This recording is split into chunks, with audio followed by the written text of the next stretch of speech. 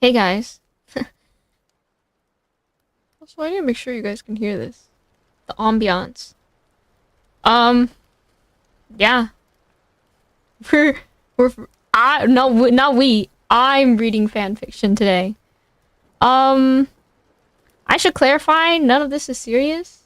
Nor am I making fun of these fan fiction, because this is purely for partially my enjoyment and mainly your enjoyment. Yay! Yippee! I don't know what the fuck to put in the corner. Maybe I should hold on. Maybe I should put some there. Give me a second. Let me find it.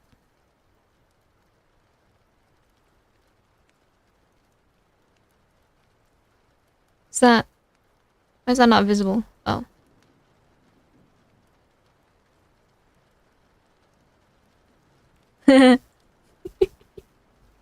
Okay, that's good. That's good. That's good.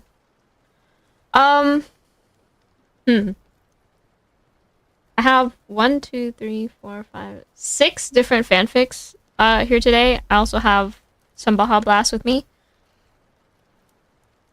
to keep me sane and to keep me hydrated. Um, so first one is called Presidential Affairs. Do you guys want to hear the summary? I feel like the summary might spoil what the fuck is happening. Oh gosh. Oh, I hate myself. How many chapters is this? This is 3 chapters. Okay. It's fine. We'll just go ahead with it. Um, chapter number 1. History books. Is this mic close enough? Donald POV, January 30th. I sit in my study, looking down at a history book I had purchased for one thing and one thing only. I opened it to the table of contents, finding the section I'm looking for, and flipping to the first page. Immediately, I'm met with a sight that makes me feel like drooling.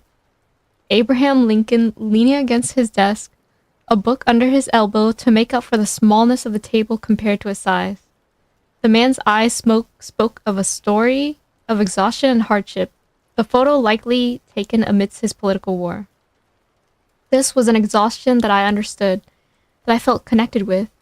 I had been spending my recent hours trying to fix America, or trying to shape America into the same great place it used to be. My recent inauguration left me with an entire country that I had a mere 4 years to fix. 4 years to rid women of the rights they had grown accustomed to having, to make the people like me richer and in more control than ever. Nearly 2 weeks in, and people are already rioting. They don't know that it's good for them, but I do. I look back at the photo of Abraham Lincoln, my mind beginning to conjure up a fantasy. I'm laying on my bed, Abraham laying right next to me. His voice, although more high-pitched than it is portrayed in film, is a soothing balm for my anxious soul. He whispers sweet nothings into my ear, rubbing my thigh with a gentleness that his rough hands weren't used to giving. I put my head against his chest, and his free hand tangled in my hair, forcing my head to tilt upwards. He chuckles, a smirk spreading across his lips. I wish you would wear less makeup, sweetheart. It's hard to see your cute blush under all that orange. A heat pulls in my stomach as I hear his voice again. I nod, with a sort of obedience I'm not used to displaying. It makes me feel small and vulnerable, yet horny at the same time. Okay. Abraham's hand moves further up my thigh, growing more exploratory, his other hand keeping my head turned toward his face. My cheeks flushed under my foundation, and my hand moved to his wrist. I'm married. I managed to stutter out. Abraham tugs my head back in response, revealing my throat to him. His lips move against my throat, his beard tickling the skin. Sleepy Joe? Don't humor me, he speaks with dominance. His breath warm against my skin. That man is a joke to the presidential right. At least you are fighting for something.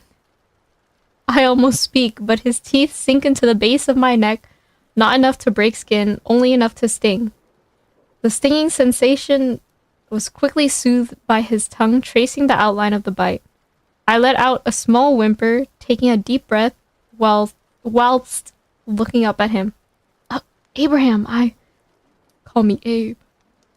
Abe. The name rolls off my tongue, only proving to make me a bit hornier. I can tell Abe sees this too, as his hand moves up to my crotch. Oh, can I be reading this on YouTube right now? I let out a small moan as he squeezes me tightly. Donald! I'm drawn out of my daydream by Joe. I feel a bit frustrated as I hear his voice, wishing I could have completed my fantasy.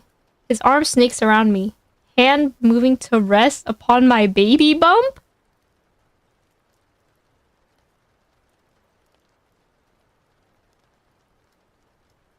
He's pregnant? Hello, love. Joe kisses my ear as I speak. The warmness pulls in my stomach, his voice reminding me that the arousal I feel from him is greater than any dream. Joe, why have you bothered me? Joe smiles and hugs me gently. I'm going shopping. I just wanted to check if you had any special requests. Could you get me some pickles? He chuckles and shakes his head. You and your pickles. All right, love. I'll get you your pickles. He kisses my forehead and leaves the room, the warm feeling remaining as I lean back in my chair, running a hand through my hair. Hey, so that was chapter 1. Hold on, I need to... Okay. This is fine. This chapter's fine. Okay. Chapter 2. Elon's approach.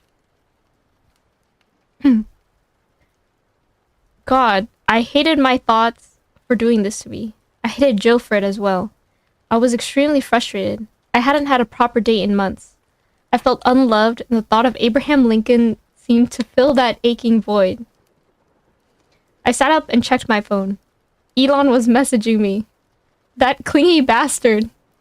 I had slept with him once, it wasn't even a proper fuck, and he felt like he was higher than my husband. I opened the phone and looked at the messages. They were pathetic. Donald, answer me. That bastard Joe isn't worth your time. Donald, please. I'll do anything. Donald? I looked at the phone and my brow furrowed. I let out a scoff and shut the phone. Can't with this asshat. I mumbled under my breath, my hand moving to hold my pregnant stomach.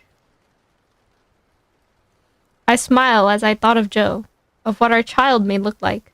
A little precious bundle of Joe. We would name her Anna Abortion Biden.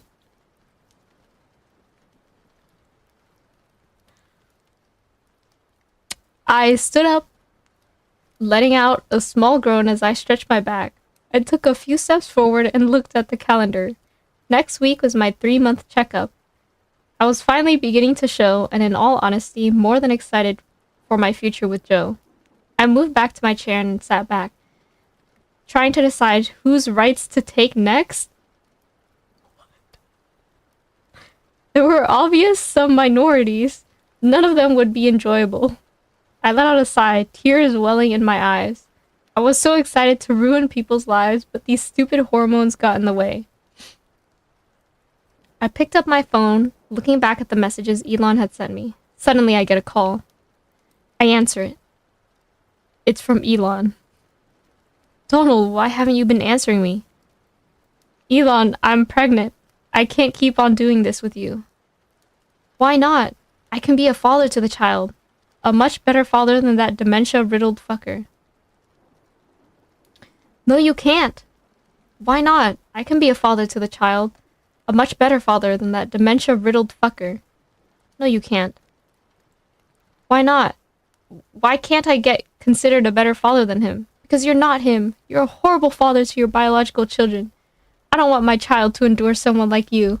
Listen here, slut! I hung up, rubbing my temples. I honestly couldn't be bothered to continue the conversation. Wow. The lore is developing, guys. Hold on. This is chapter 3. Rosa's realization?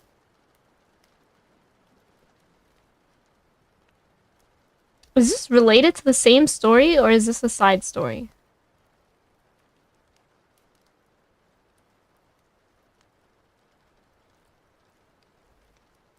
Oh, it's to be continued. Okay. Poseidon grumbled to himself. He was getting bored watching the drama of mortals. Standing from his throne on Olympus, he went to walk on Earth for a bit. On his way, he ran into someone. Oh, hey, Jesus. It's funny to see you around the mortal realm. He blushed, running into his crush while not wearing his best tunic. How embarrassing. Jesus, just seeing him when Poseidon called out to him, waved. Oh, hey, Poseidon. What are you doing down here? Usually you just stay up in Olympus, he questioned. See you, obviously. He laughs. Jesus gave him a smile. Full of jokes, like always. He poked. Poseidon was growing increasingly nervous. Talking to his crush for so long wasn't something he was used to doing, usually opting to admire him from a distance. Gasp, Jesus said as he... Who says gasp? Peered up through the clouds with urgency, shocking Poseidon out of his nervousness. What happened? He questioned. Jesus' face grew a deep crimson. Poseidon felt his stomach drop. It's kind of embarrassing, but that guy up in heaven is really cute and totally my type, he said, blush only growing. Poseidon... Oh, it's his position, but I think it's meant to say Poseidon. Looked up to see who his crush was talking about. Only to the Abraham fucking Lincoln. That bitch who wears the dumb hat everywhere he goes. Now knowing that he has to fight Abe for the love of Jesus, he was confident. He knew he could make Jesus love him. It would just take a little work. Up in heaven, Abe sneezes. Somebody must be talking about you, said Archangel Gabriel. Rosa Parks rolled her eyes at the statement. Please, Gabriel, that's just an old wives' tale. Poor dear must be getting sick, she exclaimed. She walked away to go look down the portal to Earth. The walk there was short and sweet. Taking in the sights of heaven was always something she liked to do. The large castles for each person, and gardens that stretched on for acres full of beautiful and unique flora and fauna. How she loved to shirk her duties in heaven to just lay on the fresh grass. Her life on Earth was okay. She was happy that her actions to take a stand against injustice were influential to the people. Waking up to the portal, her breath hitched. Down on Earth was the most breathtakingly beautiful person she's ever seen. Hair like sweet chocolate and eyes more engulfing than the ocean. With that alluring shine and beautiful figure, she had fallen in love at first sight. Rosa probably stood at the portal just watching her newfound crush for hours on end. She couldn't help it. Endless kindness and empathy that exuded from the person was just so pulling she couldn't rip her eyes away. She made up her mind. She was going down to Earth to meet them. She was going to find Jesus right now to ask for permission. Usually ghosts weren't allowed to enter the mortal realm, but she was confident she would get approved. Jesus was usually lenient. She would just have to hope she doesn't run into the Holy Ghost. Oh, hey, Rosa. I was looking for you. Rosa nearly jumped out of her skin. Speak of the divine. It was the Holy Ghost. Hey, Dave.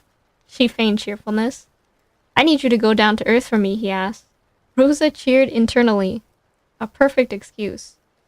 Sure, I'm happy to help, she said, trying to appear calm. Rosa was now staring down at her crush, but this time she would get to talk to them.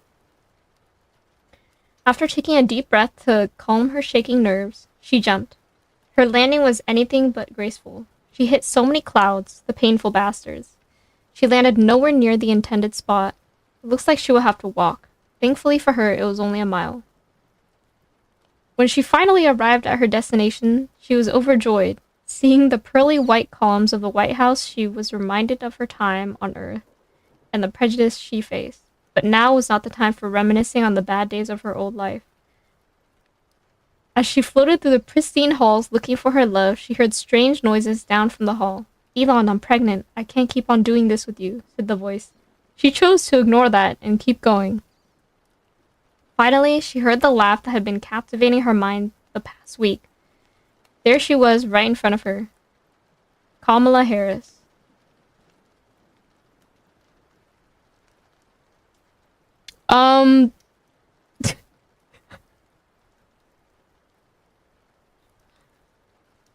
So that was all for this one. That was all for presidential affairs. Yeah, I don't know if they're gonna update for the chapter 4. Maybe they will. Maybe they won't.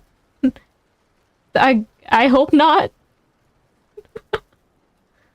Oh god. I don't know why I do this to myself sometimes. Yeah, because it was a friggin' subathon. Quote unquote reward.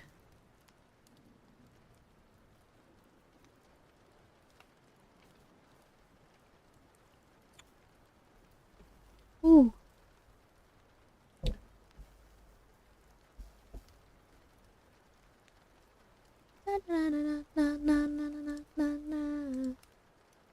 Okay.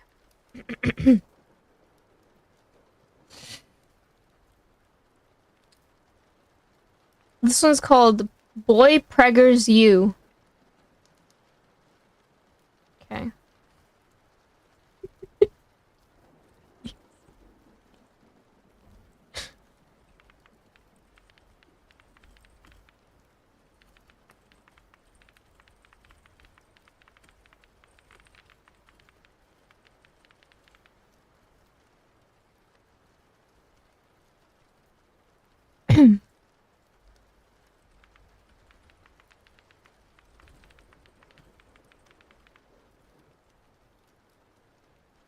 Okay.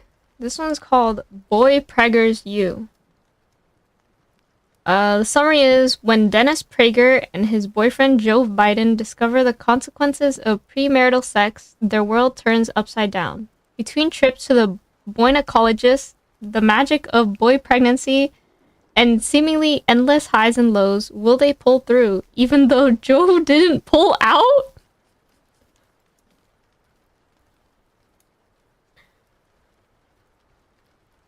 Yay! Hi, Aya.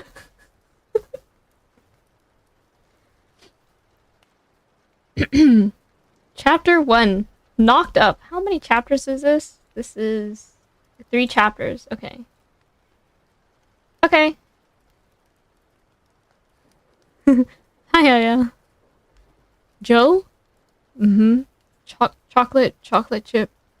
Joe, wake up! Obama ate my ice cream. I need more. Joe, I mean it. This is important. Ugh. What is it, Denny? I'm going to pretend you didn't just... I'm glad you summoned me for this. I am glad too. I'm going to pretend you didn't just call me by your ex's name. Joe, you have to see this. I don't know what to do. I didn't even think... What am I supposed to... Prager you and the interns and the cucks and the... Joe, I'm ruined! We're both ruined. We have to... No, we can't do that either. After those bans passed. Joe, Hold on, Denny. Take like 9 steps back. Maybe even 11. What's going on? Joe, Well... They'll tell me I'm the one who can't get sentences out. Just spill it, Dennis. Dennis tried to get the words out, but they only caught in his throat. Wordlessly, hot tears fighting hard against his will to escape, he pulled out pregnancy test. There, unmistakably clear, were 2 lines, parallel as those between Trump's signature hairdo and the corn husks produced by those hard-working, red-blooded American farmers he so often praised. Joe shook his head, his expression unreadable. He looked down for a long moment, then back up at Dennis, then down again. Joe, you woke me up from my ice cream dream for this? Are you serious, Joe? This is our child. I thought, assumed, I guess, that you had a vasectomy. Or at least there was nothing left in that tank. And worst of all, we can't even abort it because I pushed for those stupid laws and now we probably can't. Plus, I've been on that, men can get pregnant thing all over the internet. And after the last time my interns caught me jerking it to that video of that Lopunny, no, they'd stage a coup if I told them you knocked me up. If I told them that I was, oh god, boy preggers. Joe, take this seriously. What do we do? Relax, Dennis. There's nothing we can do right now. I mean, unless you want to go get ice cream. We could do that. You know I've always got the Secret Service ready with the good stuff. But about the baby, yeah, we'll call the gynecologist in the morning. Whatever happens, it'll be okay. Worst case scenario, we can give the baby to the Canadians. Some of them would probably like that freaky shit. Plus, I can't pardon another kid. Hunter got me into enough bullshit. I don't want ice cream. I want to log into the PragerU Instagram and start talking about how gay people are ruining this country and how all that gynecologist shit is ruining our country, but I can't even do that because I need to see the gynecologist. Joe, I'm ruined. What do I... Joe cut him off with a kiss, wrapping his arms around his boyfriend. Shh, Dennis. It's all gonna be okay. I promise. Worst case scenario, I'll get Trump pregnant and take the limelight off you. Plus, there's always furry hentai. I know that shit always makes you feel better. Forcing a smile through his tears, Dennis nodded. We'll get through this together. Oh, we'll work something out. Plus, you're right. Fat wolf tits always do help me feel a little better. Wait. Fuck. Joe, get me the computer now. I have some searches I need to delete off the PragerU Twitter before the interns come in tomorrow.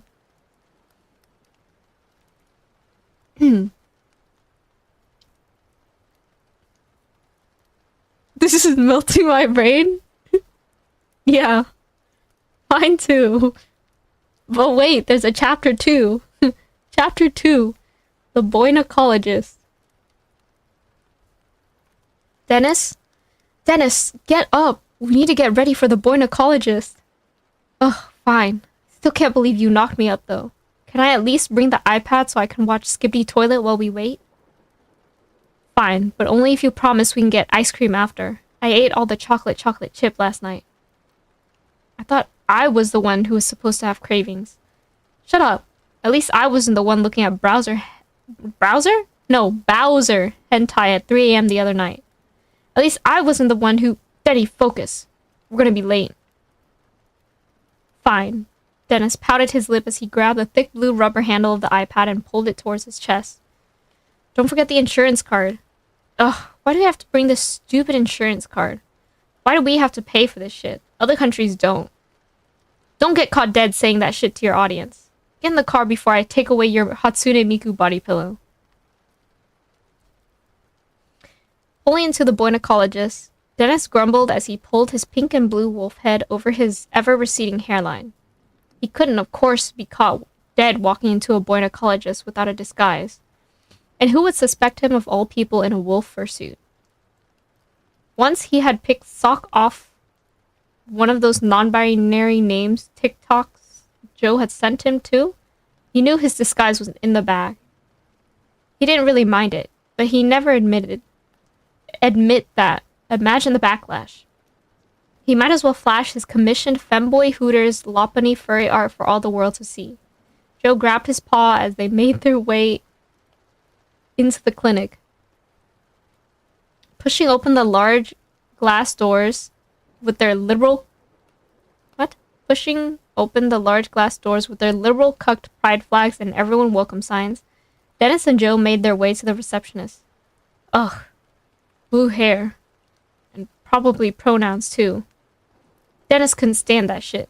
The only way anyone could get him to say his pronouns was with a bad dragon dildo stretching his boy pussy so much he'd have to feign COVID and complain about all those evil lockdowns just to have enough time to recover. Dennis's bad dragon daydream quickly faded as Joe tugged his bright blue paws. Sock, they're calling us. Dennis grumbled as he trudged back to the exam table. 10 minutes later, sheet over his too far exposed boy pussy. Dennis cringed as the stirrups spread his legs apart farther than even the goth mommy he used to meet in that one Portland back alley ever did. Oh, God. As freezing cold metal spread him open and the warm ultrasound probe circled his midsection, Joe squeezed his hand. Congratulations, boys. I'd say you're about 12 weeks along. The fetus looks healthy. How dare you call it a fetus? Life begins at conception. Fucking brainwashed liberal there's no chance for a boy abortion, is there? You know, those laws I definitely didn't push for or anything. There are currently no abortion clinics here in Tennessee. Not since overturning Roe v. Wade allowed Tennessee law to ban it. I didn't tell you this, but you'd better try to find an employment in another state. You fucking sheep. Blue hair and pronouns, baby killing... thanks, ma'am. I prefer gender-neutral language, but you're welcome. In the future, I recommend using a boy IUD if you'd like to avoid getting boy preggers with her hormonal birth control on the chopping block. I'd say it's your best bet. Ugh, well, thanks or whatever. Better go find some maternity clothes. Dennis let the gynecologist remove his feet from the stirrups and began to redress himself in the fursuit. Grabbing his iPad, he stomped out of the clinic, trying to figure out how he was stupid enough to let his boyfriend knock him up.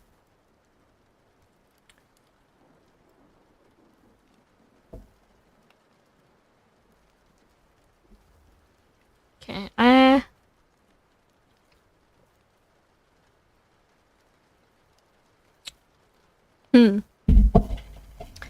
Okay, Chapter 3. Glamrock Surprises. After arriving home from Baskin-Robbins, Dennis needed a break. God, he loved his boyfriend, but sometimes he just needed to be alone.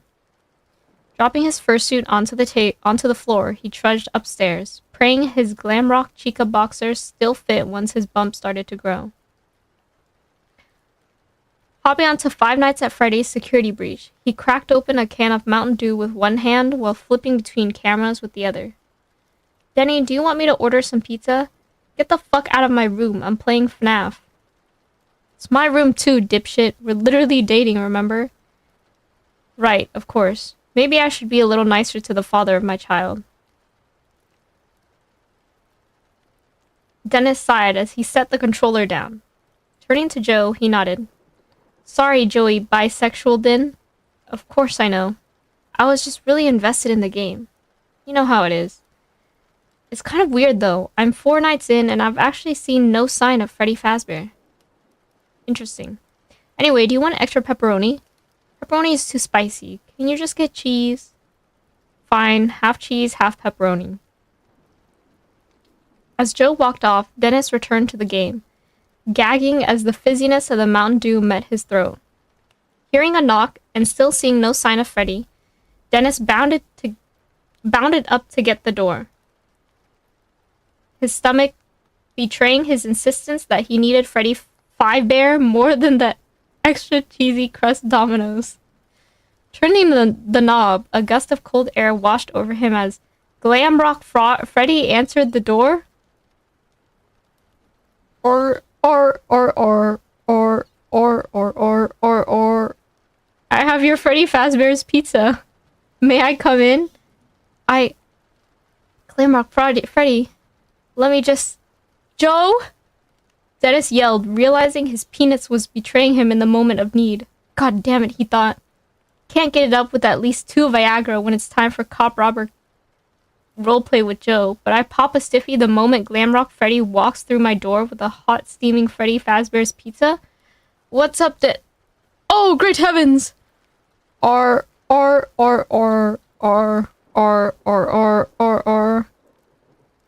Joe Biden. I have your Freddy Fazbear's pizza, and I'm happy to sing and play the same songs we played since that day.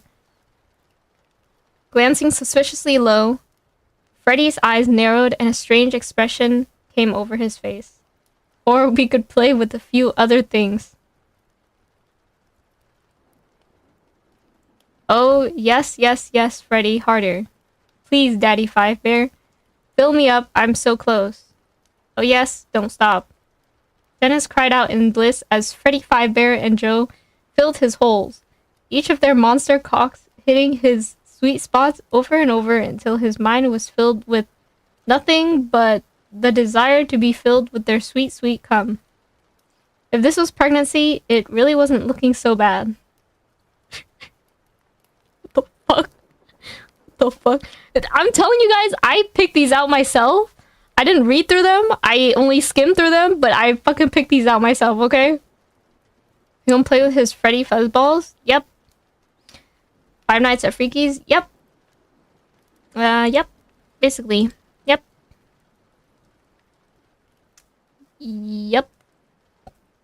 Yep. Yep. Yep. Yep. Yep. Yep. Yep, yep, yep. Just get an email? What is this? Okay, not important. Freaksha? Yeah. This one is... Oh my god.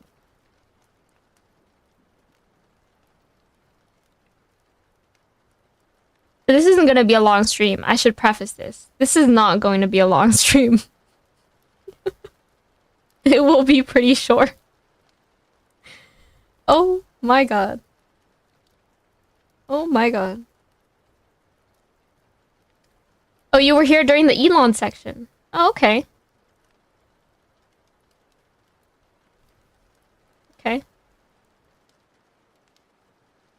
Elon Musk about an Elon bust? Jesus Christ. Okay, this one is Confessions of a Sponge.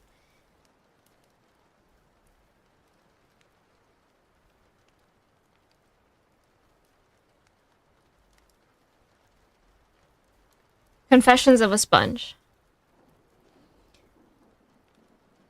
I'm ready, SpongeBob told himself, repeating it under his breath over and over. I'm ready, I'm ready. He stood outside of Sandy's tree dome, hands clutching a bouquet of pink flowers as they trembled. He couldn't remember ever being this nervous before. He couldn't even move as he just stared at the steel door he'd become so familiar with these past few months, hesitating to open it. SpongeBob gulped. Would Sandy even appreciate him visiting without telling her first? Maybe surprises weren't her thing. He didn't think this out very well, he realized. He started thinking it would be best he do this some other time. As soon as he turned on his heel to go home, though, he saw her. Sandy stepped out from behind her treehouse, a hose in hand. She was watering her grass, and when she saw him, she smiled and waved. SpongeBob! She exclaimed. She must have been gardening because she was wearing a wide-brimmed sun hat and gloves, plus the bikini she always wore underneath her suit. SpongeBob smiled weakly back. She was so beautiful. His heart thundered inside his chest, feeling similarly to when they first met. He stepped closer to the glass dome separating them. Hi, Sandy! He shouted loud enough so that she could hear him. She turned off her hose with a laugh, stepping close too. Do you want to come inside? SpongeBob suddenly panicked. He looked at the flowers in his hand, and then hid them behind his back, laughing nervously. No thanks. I was just passing by, he lied. Sandy ignored his lame excuse. Are those flowers for me? She asked. Knowing it was too late to backpedal now, SpongeBob sighed and nodded. Yeah, I'll be there in a second. He made his way inside the tree dome, securing his water helmet as he walked through the airlock. As soon as the water was drained, Sandy opened the door with an eager smile. Well, come on in, she greeted him, taking him by the hand. You're just in time to see my latest experiment. Oh, I forgot she has like a Texan accent. Okay. I gotta do it then. She led him into the dome, rambling about some scientific nonsense that SpongeBob couldn't possibly wrap his head around, even if he tried. Sandy was so smart. It was one of his favorite things about her. He sighed wistfully, thinking about how lucky he was to have met this squirrel. He'd been crazy about her since the moment they met when he attempted to save her from the giant clam. But Sandy could manage all on her own. That was another thing about her that he liked. She was so strong and independent. It was inspiring. Yet, he knew he felt more for her than he did with his other friends. She was so pretty and unique, nothing like any of those other inhabitants of Bikini Bottom that he knew. "Oh," SpongeBob gasped, interrupting Sandy. He handed her the bouquet he had been carrying. "For you." He was hoping the flowers would impress her, much like he did when he first visited and brought her flowers. Except that attempt at flattering her didn't go nearly as well as he'd hoped when he lied about liking air. That was in the past, though. Now SpongeBob had his water helmet and he was ready. Sandy smiled and thanked him. "These'll do just nicely." "You're welcome." "Do nicely for what?" SpongeBob froze. Sandy let go of his hand and rolled her eyes. "For my experiment, silly. Were you not listening to a word I was saying?" No." SpongeBob admitted sheepishly and scratched the back of his head. Great. He'd already embarrassed himself and he just got here. "I've created a genealogical cloning formula that can multiply any flora or fauna in the blink of an eye," Sandy explained. She waved her paw to the garden behind her tree, full of rows of different flowers, roses, daisies, and marigolds alike. SpongeBob's eyes widened, oohing and awing in amazement. "As you can see," she went on, "finally, after months of experimentation, I can make an exact copy of any flower, including these." Sandy suddenly ripped off her garden hat and gloves, changing into a lab coat and goggles in the matter of a second. She pulled out a vial with a bright, bubbly green liquid and the bouquet SpongeBob had brought for her. He held his breath as she poured just a droplet of the stuff onto each bud, and before their eyes, each stem grew a second flower, perfectly alike down to the every last petal. "Ta-da!" Sandy said, handing SpongeBob back the bouquet, now doubled in size. SpongeBob gasped, staring at the flowers in disbelief. "Sandy, what did you need so many flowers for?" "For wearing on my helmet, duh," she winked, lifting the goggles off her head and pushing them lifting the goggles off her eyes and pushing them up her head. That made sense. The squirrel did have an affinity for flowers, and she wore one whenever she left her dome. SpongeBob blushed at the thought she might wear the flowers he gave her, making him feel flustered again, reminding him why he came to her in the first place. "Isn't it cool?" Sandy prattled on, digging in her coat's pockets for a notepad. She scribbled down some data. "This is a scientific breakthrough." "It is cool," SpongeBob agreed with a dreamy smile as he admired her. She was so cute when she was in her element like this. SpongeBob knew it was now or never. So with a surge of bravery, he took one of her paws into his hands, squeezing it lightly. "But I need to talk to you, Sandy," he said, keeping his voice as steady as he could. As fearful as he was, he gazed at her with the confidence he didn't know he possessed. "Oh, sure thing." She nodded at the picnic table beside them. "Take a seat." SpongeBob did so, and Sandy sat across from him. He fiddled with his hands a bit as she got comfortable, removing her lab coat and goggles. "So, what's up?" she asked. SpongeBob's insides fluttered and twisted into a knot. He braced himself. "And don't tell me Patrick wants to borrow any of my inventions again. I told him last time that was the last straw." She sneered. No, nothing like that," SpongeBob insisted, waving his hands. "It has nothing to do with Patrick." "Good." Sandy sighed in relief. "That starfish has one too many screws looser than a cockadoodle." She tapped her head for emphasis. SpongeBob laughed. He loved it when she used phrases that made no sense and her voice slipped into a heavy country accent. I can't do SpongeBob's laugh. "Nah, I'm actually here for..." He hesitated, giving her a wide, nervous grin. "Me?" Sandy arched an eyebrow. "What about you, SpongeBob?" The sponge took a deep breath. There was no more beating around the bush. He needed to get it out, Rip it off like a band-aid. He was a man. He could do this. He wasn't afraid of a squirrel. He was ready for anything. I like you, Sandy, he confessed, all in one breath. And I know you might think I mean as friends, but I mean, like, more than just a friend. Because I really, really like you a lot more than any other squirrel I've ever met before, and... Sandy suddenly grabbed his lips, clutching them in her hand.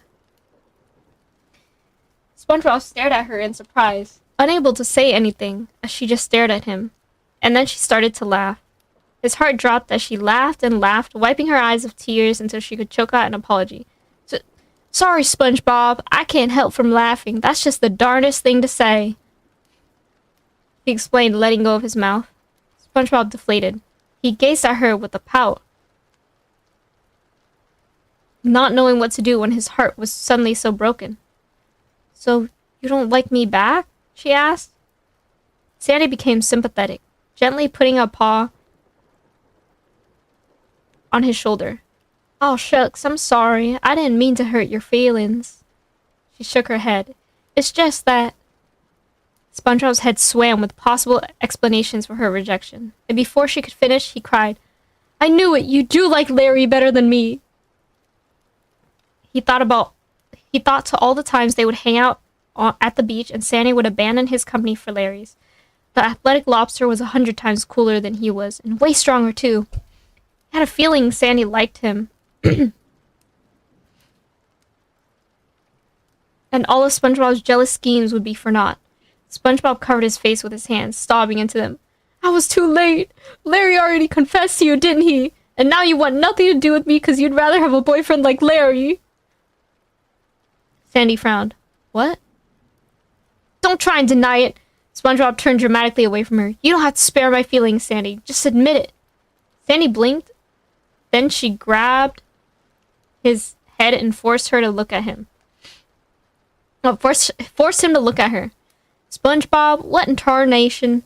I don't know where you got that feeling, but you're acting nuttier than any snack stash I have saved for hibernation.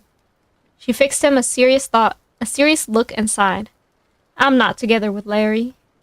You're not? No, Sandy groaned. And I've never liked him like that either, so I'm not sure why you think I did. Oh. SpongeBob looked down at his lap, embarrassed. He didn't get it then. He scratched his head, trying to think of any other reason why Sandy wouldn't like him back. You hate me? He asked, voice small. Sandy snickered. No, I don't hate you. I like being your friend, SpongeBob. She consoled him with a pat on his head. I just wouldn't want to be your girlfriend. I just don't feel the same way about you. Why not? SpongeBob pleaded, giving her his best sad puppy eyes. You're not gonna make this easy for me, aren't you? She deadpanned. SpongeBob shook his head. At least he was honest.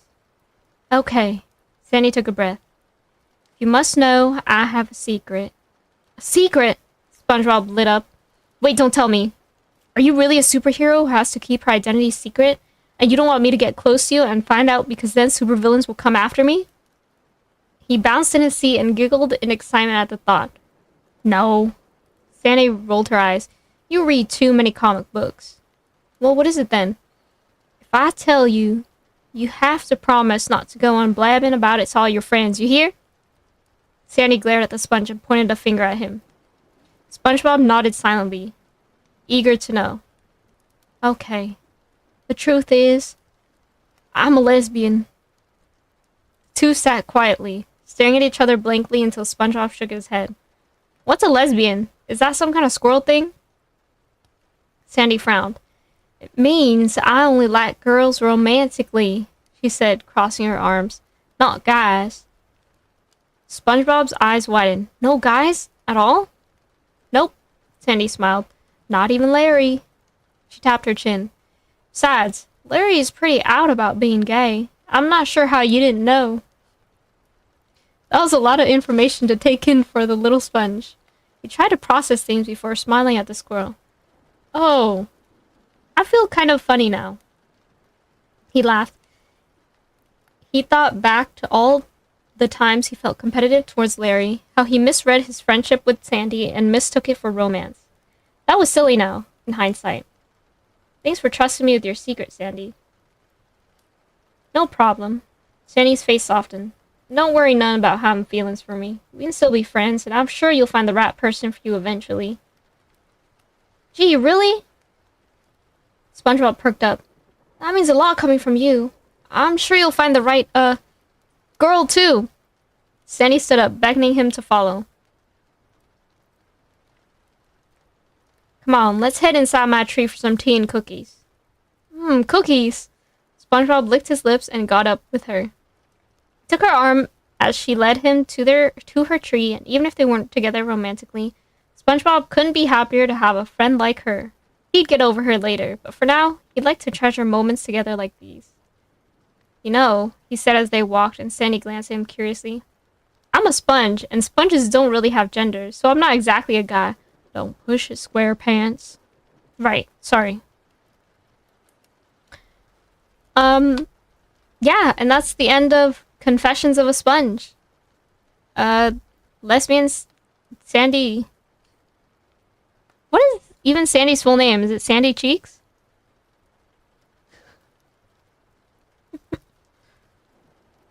Dude, in between fanfiction, I've been like checking my package because it's supposed to be delivered today. Grr. I want my package now. I want my package now. You guys want some Baja Blast ASMR?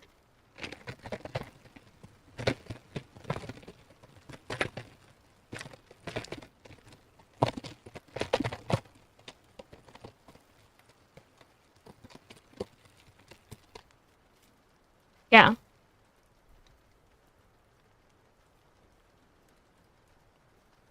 Ooh. I love good Baja Blast.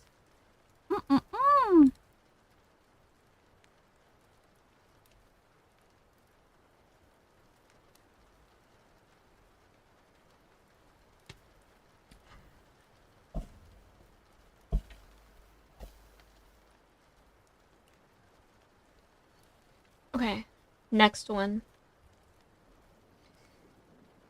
Oh, God. Okay, this one's called The Thing About Illicit Affairs.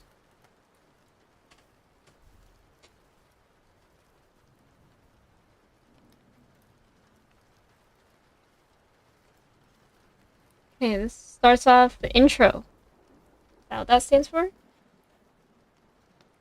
Oval Office, late afternoon. Joe Biden heaves a sigh, raising his arms above his head and cracking his knuckles. After a long day of signing executive orders and vetoing laws, Joe is always tired. Dealing with the Congress takes a lot out of a guy. But he smiles, knowing that he soon gets to go home to his beloved fiancé, Barack. They had been engaged for just 3 weeks, but it already feels like a lifetime. Joe can't wait until their wedding day. He can only hope for it to be as magical as his dreams. Suddenly, a knock on the door. Kamala Harris walks in. Joe, you ready to call it a day? Yeah, why? Did you need something? No, you're good. I just wanted to let you know that Brock called. She smirks at him. Is something wrong? He's worried now. Is Brock okay? Joe doesn't think he could stand it if something happened to him. No, nothing like that. He just wanted to know if you were almost done and he didn't want to bother you. He knows you're busy. Joe smiles. Barack is so considerate like that. And he knows Joe's workload better than most. After all, he was president for a few years himself. Kamala, her smirk now wider, wiggles her eyebrows at Joe. If I didn't know any better, I'd say he was excited. I might even go as far as to say he has some kind of surprise for you. Well, I hope you're right. Joe and Barack's apartment, evening. Joe drops his bags onto the kitchen counter. The thud, along with the jangling of the keys, rings out into the empty room. Barack is nowhere to be seen. Barack? Barack, honey, are you there? No answer. Joe looks down and spots a rose petal. Then another. Then Joe sees a trail of petals leading down the hallway. The fuck, Barack? He follows the trail to their bedroom. and opens the door. Barack Obama is lying on the bed, rose held in his mouth, grinning seductively. Hello, handsome. Joe is speechless. He sheds his jacket and crosses the room to the bed, making sure to kick the door shut behind him. Fade to black. I assume they had sex. Joe and Brock's bedroom. Early morning. Joe stretches. Yawning. He's only been awake for a couple minutes. Barack is still asleep. Iridescent green skin shining in the sunlight? The fuck, is he an alien? Joe always wakes up earlier than his fiancée, and today is no different. Suddenly, Barack's phone buzzes. Curious, Joe reaches over and checks the notification. He knows he shouldn't look. It's Barack's phone, but Barack is asleep and he probably wouldn't mind anyways, right? Joe looks at the phone and nearly drops it in shock. The text message reads, "Hey babe, we still on for Friday?" It's from someone labeled Sonic. Joe is stunned. Is Barack cheating on him? No, it couldn't be. They love each other. Or at least Joe loves Barack. But Barack proposed to Joe, so he must return his love, right? Joe can't be in the same room as Barack anymore. He rolls out of bed and runs out of the room, scrambling to get out of the covers and into his slippers. He gets ready quickly, grabbing his bag and keys and leaving a note on the floor. On the counter. Morning, babe. Gone to the office. Be back late. Sonic's house, morning. But Dad, why can't I go? I'm telling you, I don't trust that McQueen. He seems suspicious. Dad, he's fine, and besides, he can't see me anyway. What could he even do to me? Fair. Fine, you can go, but promise me you'll stick with Gonzo? I told him to keep an eye on you. Oh, fine, but I have to go now. It's starting soon, I don't want to be late. He grabs his bag and rushes out of the house. Have fun, be safe! The door slams shut behind Sonic Jr. Finally. Peace and quiet. I love my invisible son, but it's nice to have some alone time. The door bursts open again. Joe Biden marches in and points an accusing finger at Sonic. You absolute... How could you? Sonic is floored. Joe Biden? Mr. Presente? Oh, OMG, I love you. I'm such a big fan. Shut up. You know what you did. Bitch. Fucking ass clown. Joe takes out a gun, he cocks it, and aims it at Sonic. And that's Mr. President to you. The screen goes dark. We hear a single gunshot. Lightning McQueen's basement. Night. We slowly pan across the basement, showing all the guests conversing and drinking punch and dancing and just generally having a good time. Gonzo is wearing a stunning suit and cape so bright and patterned that it probably physically hurt Sonic Jr. to be in his presence. The boy in question is moping alongside his chaperone, sipping at his Sprite. Grimace is tossing back punch at breakneck speeds. Ronald McDonald looks on in horrified fascination. Then pan up to the second floor bedroom. Lightning McQueen's bedroom. Night. Mater stares at Lightning McQueen, deciding if he should ask or not. There's a good chance that McQueen will be horrified, disgusted even, but he may say yes. Either way, Mater decides he has to try. McQueen? Can I ask you something? Sure, go for it. Mater swallows. Euvor? McQueen smirks devilishly. Oh boy, do I ever.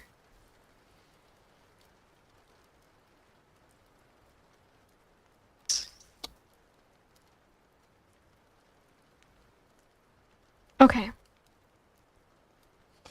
Chapter 2. Oval Office, early morning. Joe looks down at his shaking hands. The Oval Office is quiet, as it always is. The silence feels especially oppressive now. What did he do? What the hell did he do? Joe shakes his head once, twice, then stands up. Chair creaks at the weight of his loss. Oh, at the loss of his weight. What the fuck? As do the floorboards when he crosses the room to the door. He exits the office, making his way to the portrait hall.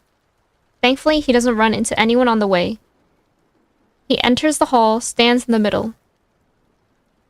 He breathes a deep sigh. What's wrong, Joseph? Joe looks up. Franklin Delano Roosevelt sits where he always does with a hand resting atop his desk. Instead of his usual stare into the distance, however, he's looking out of his portrait, head turned to face Joe. He seems concerned. I fucked up, Frank. Calvin Coolidge jumps in. It can't have been that bad, Joe. I'm sure whatever it is will be fixed, no problem. John Fitzgerald Kennedy agrees. That's right. Chin up, Joe. Theodore Roosevelt barks his own encouragement. It's like I always say, keep your eyes on the stars and your feet on the ground. Abraham Lincoln rolls his eyes. Yes, Teddy, we know. Joe can't take it anymore. He blurts it out. I killed a man. Quiet. Joe can feel the other men's eyes on him. I shot Sonic the Hedgehog dead in his own house because I was 95% sure he had an affair with my fiancée. Still no response. I didn't even ask Barack first. I just did it. How messed up is that? What kind of man am I? What kind of president am I that I would do this? Harry Truman clears his throat. If I may, Joe. I know how you feel. I did drop that bomb after all. I've taken many lives, and the guilt is nearly impossible to live with. Speaking as someone who's been shot in the head.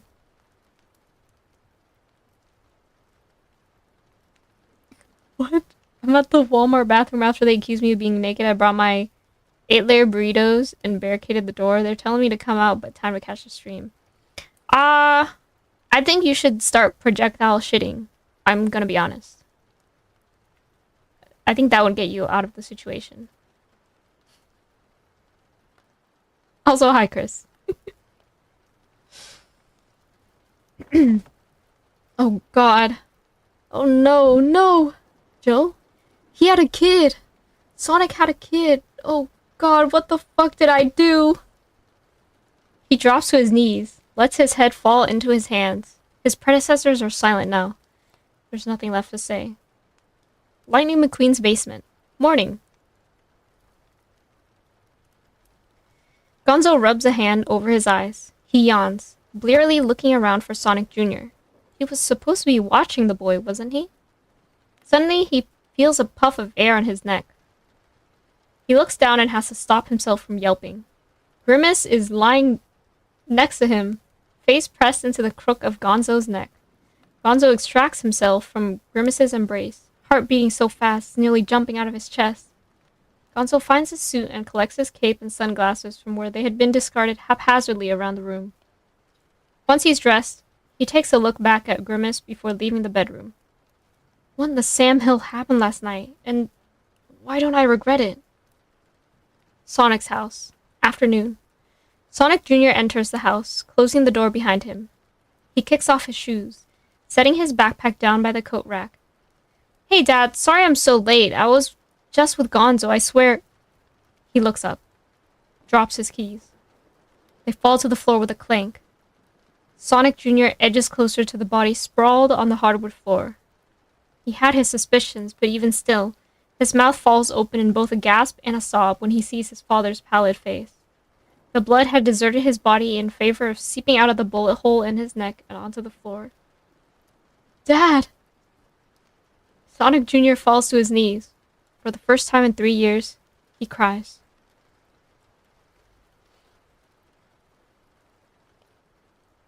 There's more? Oh my god, there's 6 chapters to this.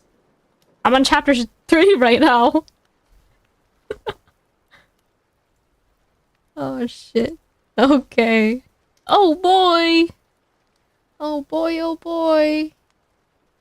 Dude, when's my package gonna get here? Anyway. Vice President's office, morning.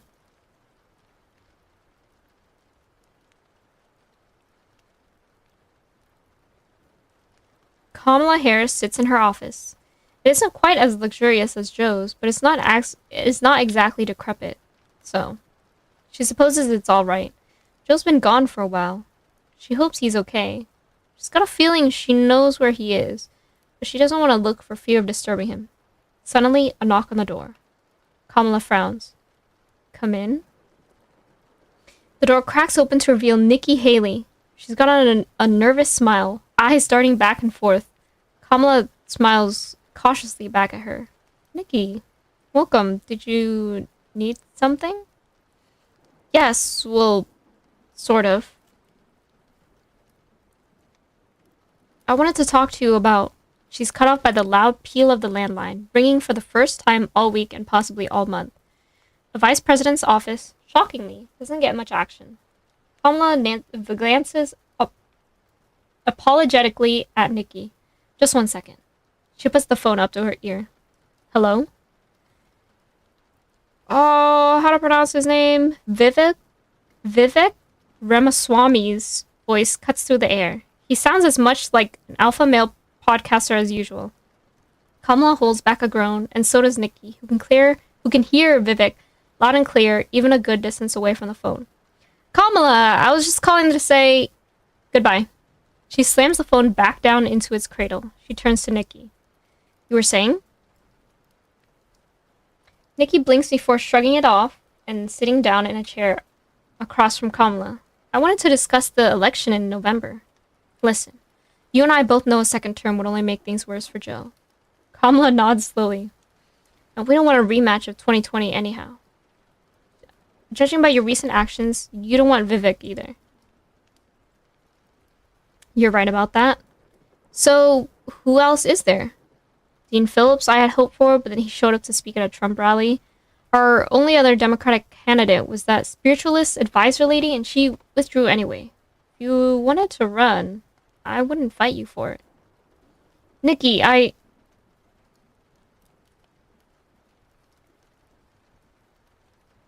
Suddenly, a buzz from Kamala's phone, the news app. Frowning, she opens the notification after seeing the breaking news accompanying the headline. The video plays. Yes, Dave, that's right. In a shocking turn of events, Republican presidential candidate Vivek Ramaswamy has just withdrawn from the race for the White House, perhaps daunted by Trump's overwhelming performance in the recent polls. Ramaswamy... Kamala closes the app. The room is silent. Guess we should have listened to him after all. I can't believe it, so it's just me and Trump, huh? Kamala nods, sighing in resignation. Yeah, I guess it is. You say you wouldn't mind me running, but you wouldn't go easy on me, would you? Well, I had a proposition for you, actually. I would offer my support if you ran. In return for what? Nothing. Honest. I don't like most of your policies, but I really, really don't want Trump. And I respect you a hell of a lot more than I respect him. I would withdraw. We both know he's beating me as it is. I appreciate it. You've definitely given me something to consider. Nikki gets up, walking to the door. That's all I wanted to do. Goodbye, Kamala. Good luck. We'll all need it. Vice President's office, afternoon. Kamala lifts her head up from her computer when a knock sounds on the door. Come in. Joe walks in, looking shaken. Kamala is on her feet immediately. Joe, what happened? Kamala, I don't think I can do this. What? I need help. Joe, tell me what's wrong. I think Barack was having an affair. Kamala gasps. I saw a text from Sonic. You know Sonic? Yes. I was so angry, Kamala. I couldn't stop myself. It was scary. I burst into his house and... I shot him. Kamala. Joe, that's... He had a kid. I can't do this. I couldn't control myself.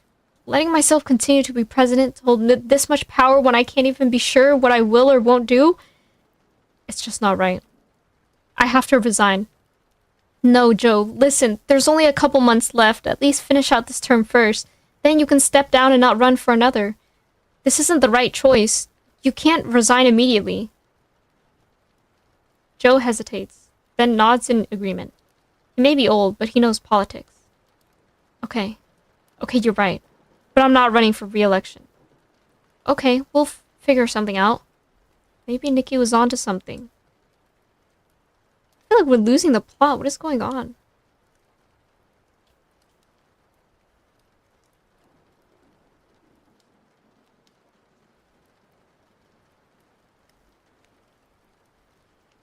Oh, okay, we're back on the plot.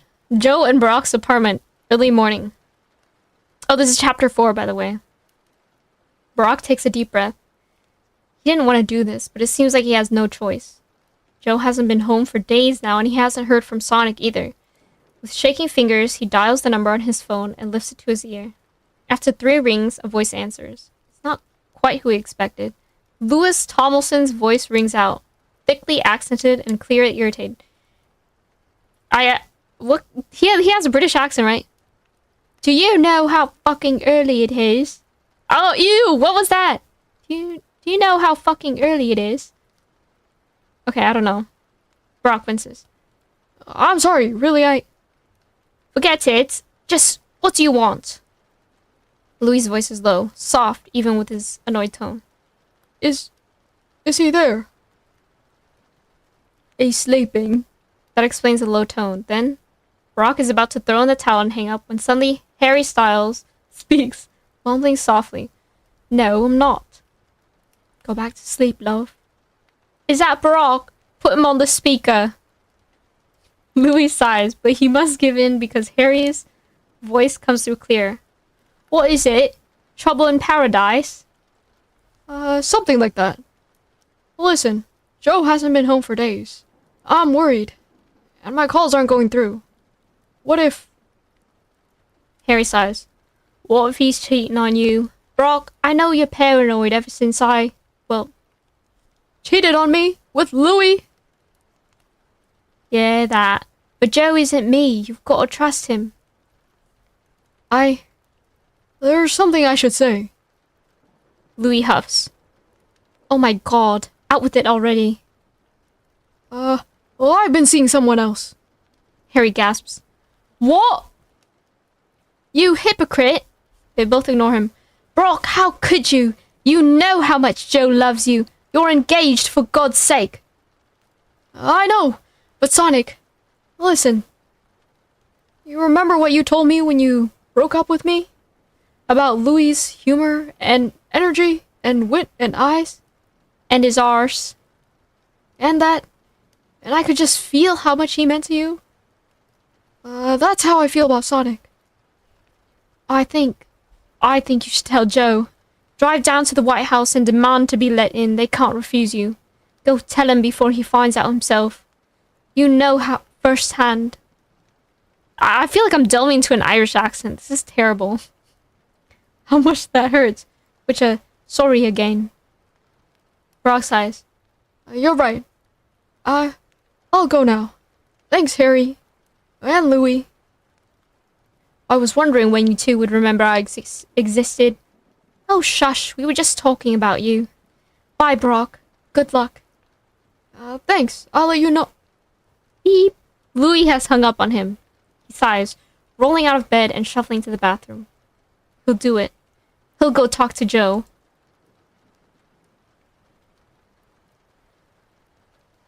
Episode 5. Not episode 5. What? Chapter 5. Honestly, the way this is written, guys, it's written almost like a script. Which makes me think.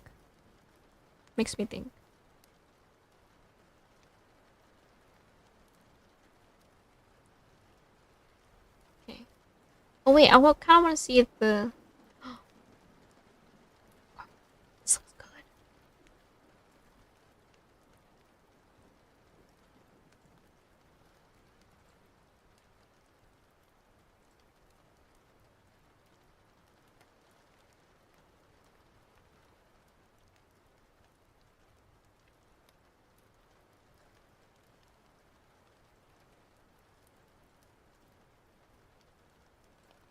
Okay. Whew.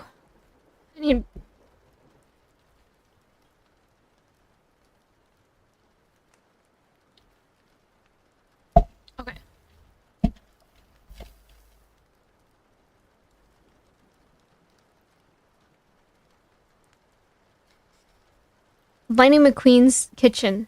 Day. Mater takes a deep breath, inhaling the scent of freshly cooked bacon. When did Gonzo say he'd be coming over? He said sometime around 9, which is...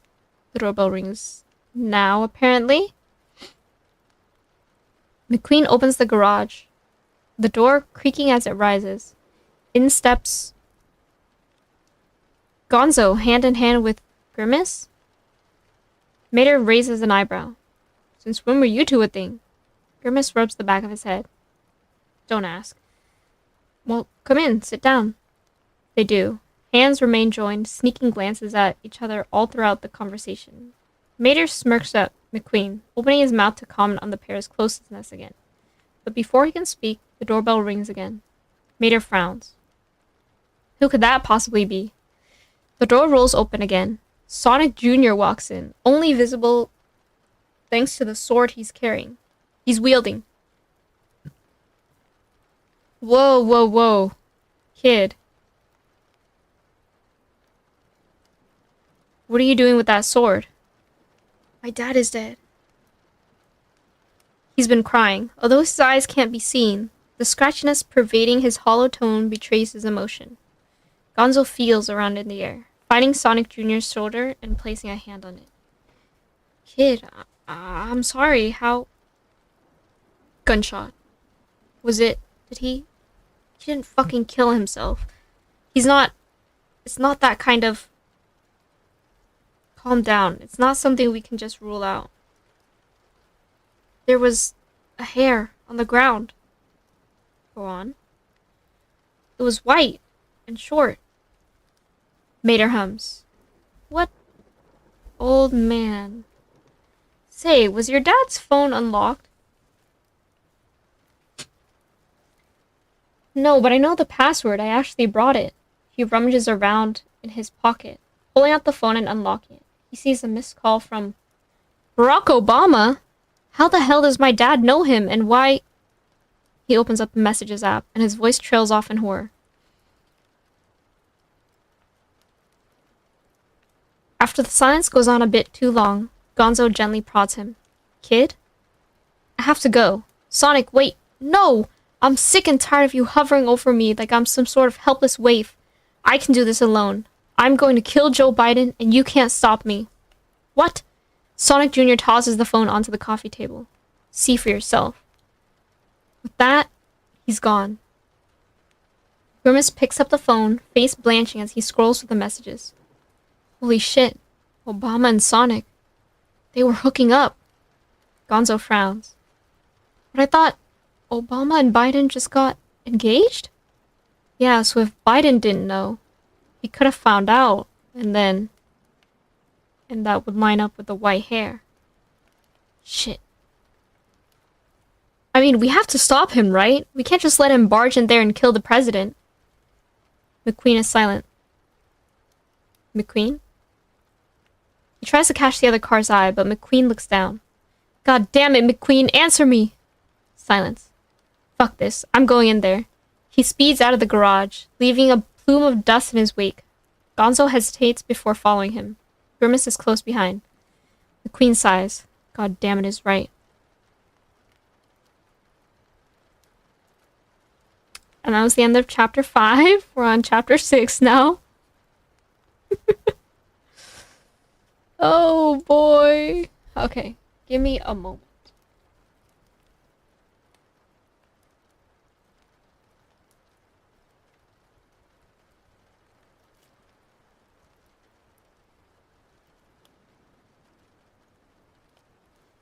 Okay. Chapter 6. Oval Office. Day. Brock strides into the Oval Office, fingers nervously itching his glistening pate. Pate? As soon as he is through the door, he begins speaking. Joe, He stops. The room is empty. Joe is nowhere to be found. Husbands, hi Minnie. You came in at the perfect time. I'm reading a Joe Biden, Barack Obama fanfic, which also includes Barack Obama and Sonic as a side affair.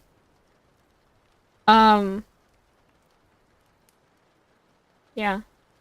You're reading me to sleep? There's no way you're falling asleep to this.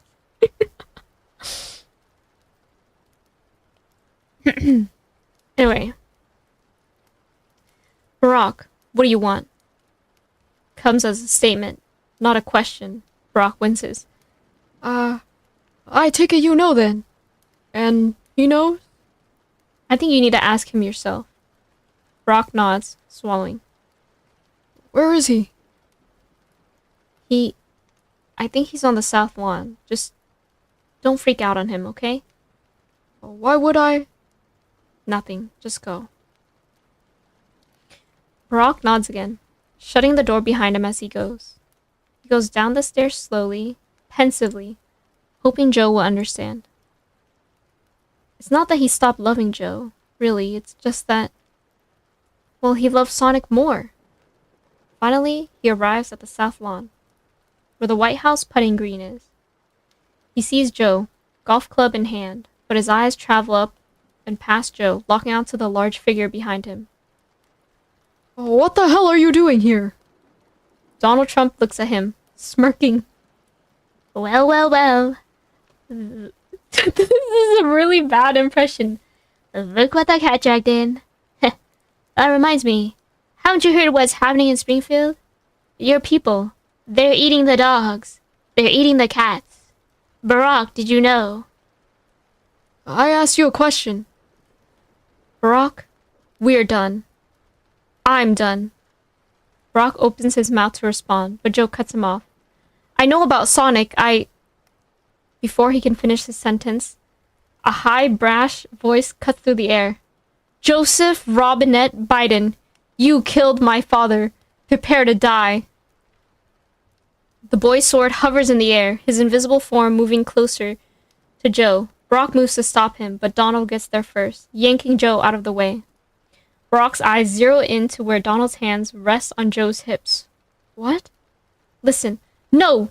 You don't deserve to live another day on this earth, and you! He points the sword at Barack. If you had a single ounce of self-control, my dad would still be alive. Barack raises his hand in defense. Kid, I don't know what you're talking about. He looks over at Joe, but Joe won't meet his eyes. Instead, staring pleadingly up at Donald. Joe? Leave him alone. Tell them how you murdered my dad. Joe, let's go. No, Donald, I need to do this. Joe takes a deep breath, bringing shaking hands down to rest on Donald's. I saw the text the other day, Barack. From Sonic. And I just saw red. I couldn't help myself. I lost control. Sonic Jr. cuts in, voice hard. Get on with it. And I shot Sonic. I walked into his house and I shot him in cold blood and I just left. I didn't even... Brock's heart drops to his stomach. He's decided not to run, and I'm supporting him in that. You mean... You're happy he's not running, because it means you'll win. He tries to keep his voice from shaking, but Donald picks up on it, smirking again. Are we done here? What? The kid still... An engine roars. All three of them, and probably Sonic Jr., turn their heads to see Tow Mater rumbling onto the green, followed closely by Gonzo and Grimace, who are, still holding hands. We'll take it from here. I'm not going with you. Yes, you are. His tone is firm, brooking no argument. Gonzo and Grimace reluctantly separate, each feeling around for one of Sonic Jr.'s arms and pulling him away. This isn't over! Brock looks back at Donald, who's stroking Joe's arm gently. Yeah, he thinks. It is. Oh. So that's the end. I think they're still continuing. I'm not sure. It was updated actually 7 days ago.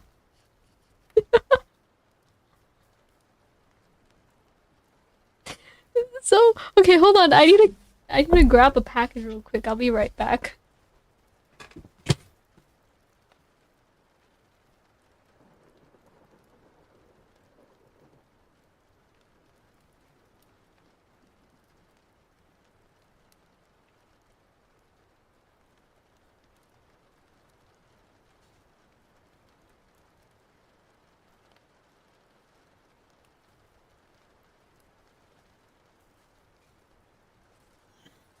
Okay, I'm back. Oh shit. Yeah. What did you what did you think of that, Minnie? You have some news? Okay. You can either DMA or send it here. I don't know if you want to like keep it private.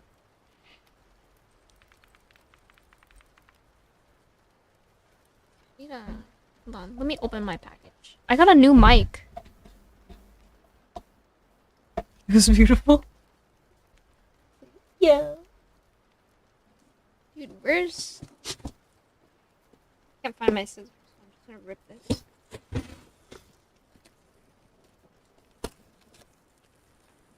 You're in a relationship now?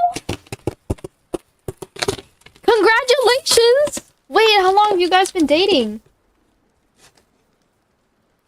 That's Minnie? Yeah. Wait, how long have you guys been dating?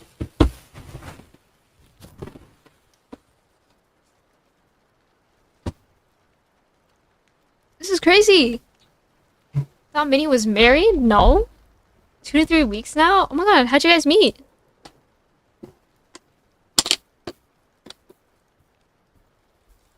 Oh my god, this mic looks so good.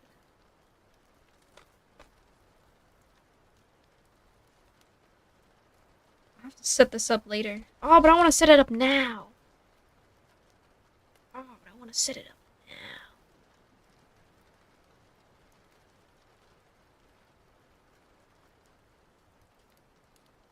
Oh, but I want to set it up now.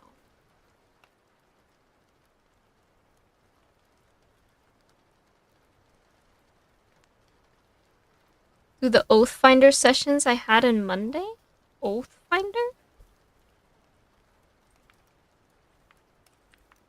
Oh, or do you mean Pathfinder?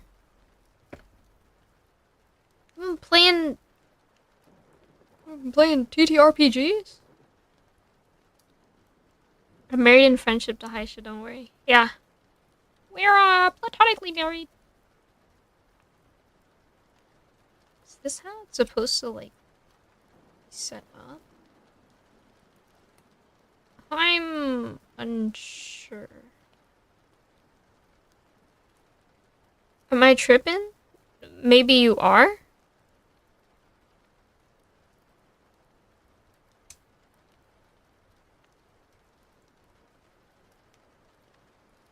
Is Minnie the snake? Yes, that's Minnie. You didn't know I play? I didn't know! I didn't know, Minnie. I didn't know. I didn't know.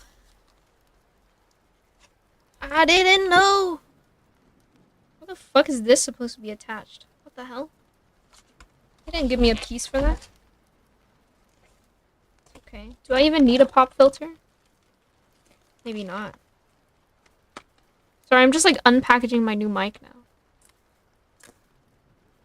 These with knock. Yeah, that's her. That's the Minnie. Knocks down the stream you was married. Yeah, it's probably like a joke thing.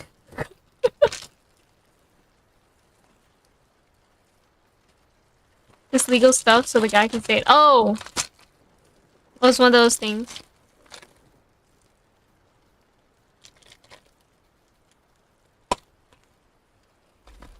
Oh my god, this mic is so heavy. What the fuck? It do look good though. Should I test this out right now? Should I test this out right now?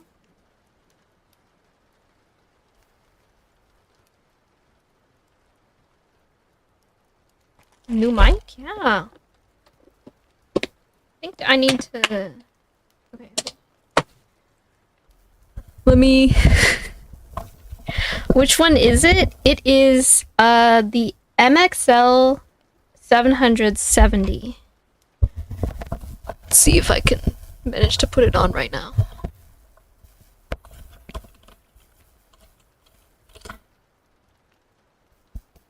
This is so funny. Me changing up my mic in the middle of a stream.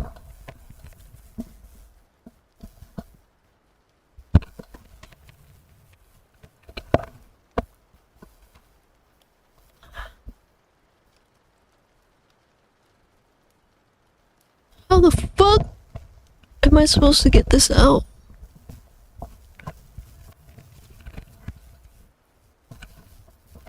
Got a new one too. I got the XLR 5-fine. Oh, that's what I currently have. I have a 5-fine too. But again, that's like a podcasting mic. The fuck? How do I get this shit out, dude?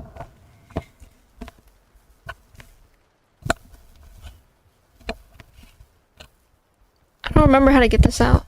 Rich people mic? It's not a rich people mic. It's like below $100.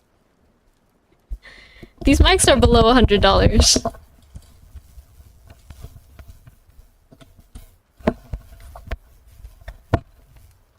There we go. Okay, I found what I was supposed to get out. I'm gonna sit there for a hot second. I find it pretty cheap. Yeah. Rich, again, that's not rich.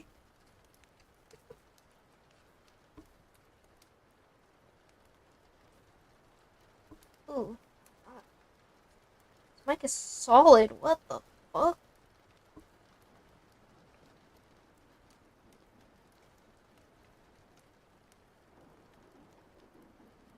Is that gonna hold properly? I feel like this isn't.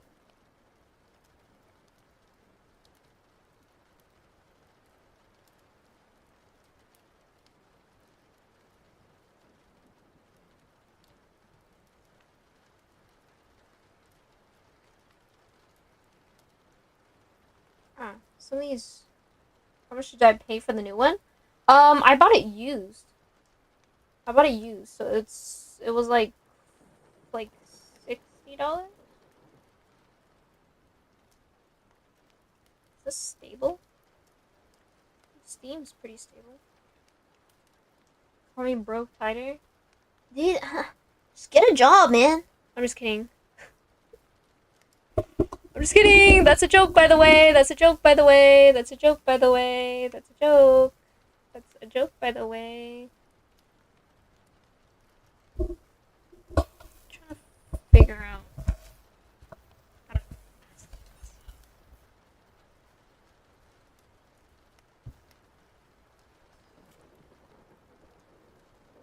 Where am I supposed to speak into it? Here?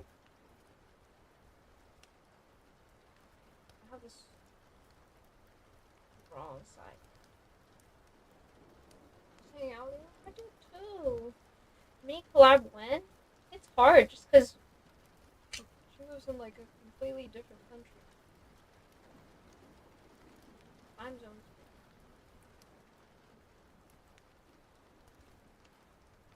I'm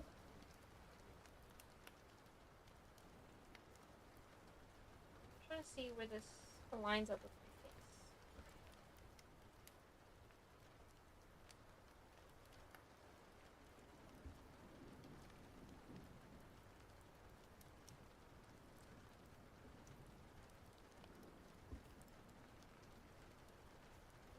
Shouldn't put it in.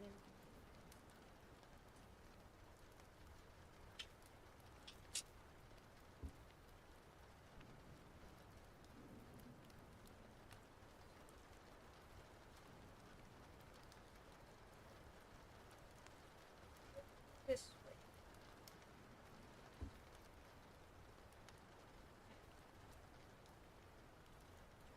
So streaming again in the first place? Well, we can still do a collab without you streaming. Let me make sure this is stable before I put it in. Okay, it seems stable. Alright.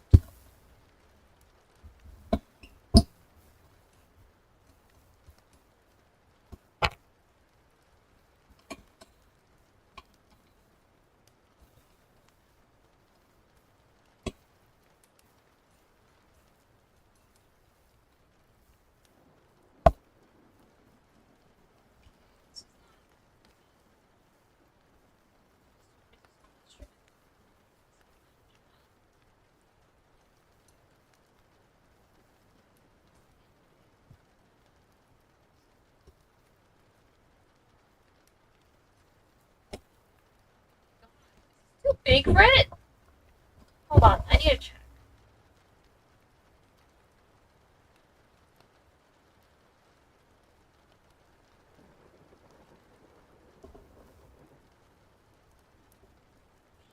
This might be too big for it. Can't hear Haishe. I'm right here. My mic's still working, guys. I can see it. Spill the details on partner another day. Yeah.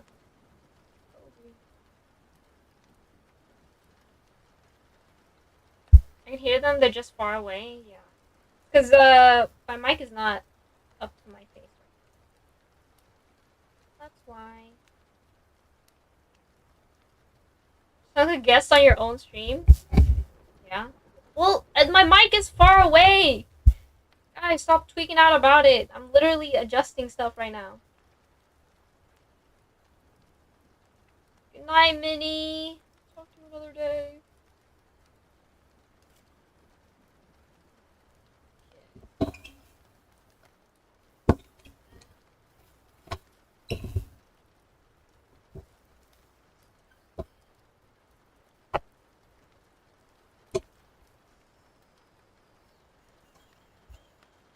Even fit?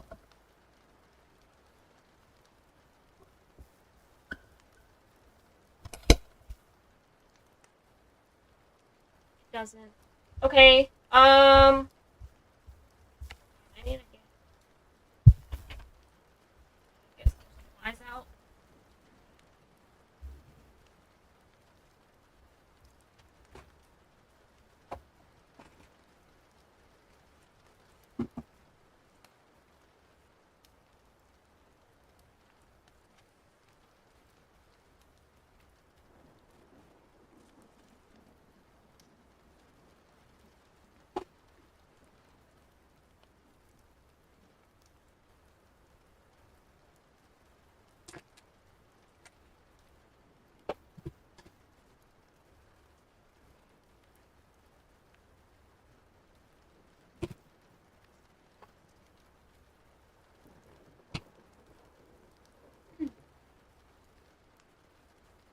Pretty's nuts fit? Yeah.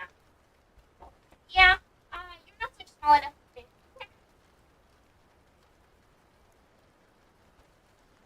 Right, box?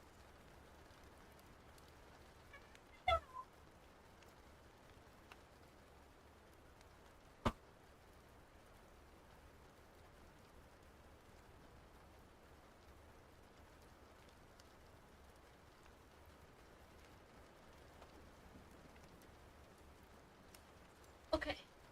This might.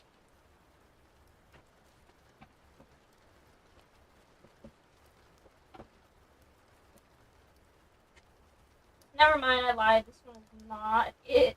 This one, maybe it is.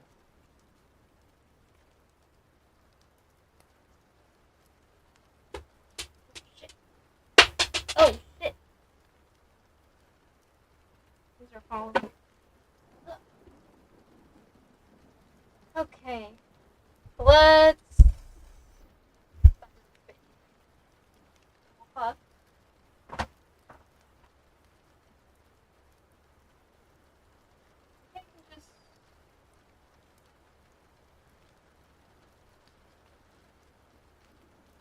Oh, I can't.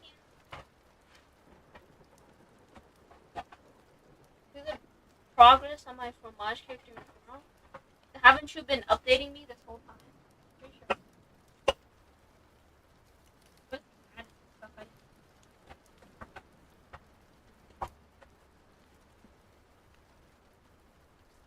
I had a box of all like my old mic stuff. I know fucking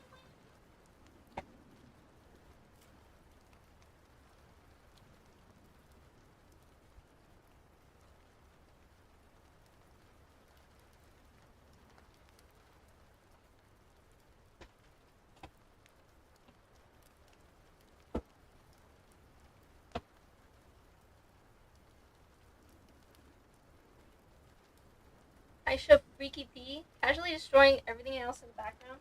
I'm not destroying anything. Just moving stuff around a little bit. Moving stuff around a little bit.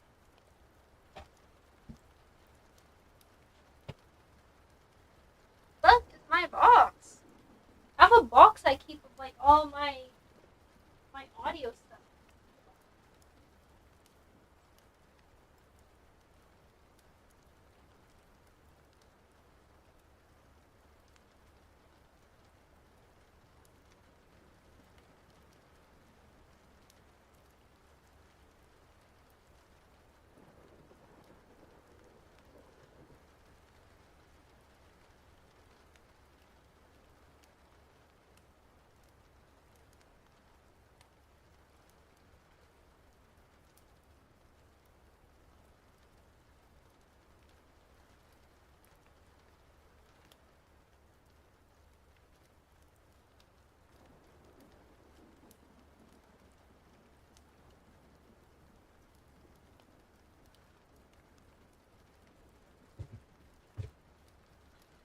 I guess I don't know where the fuck I put it. I don't know.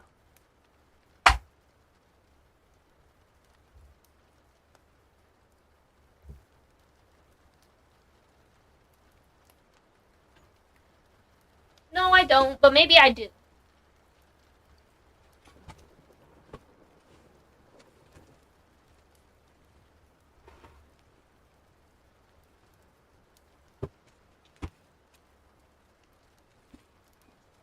What is this box?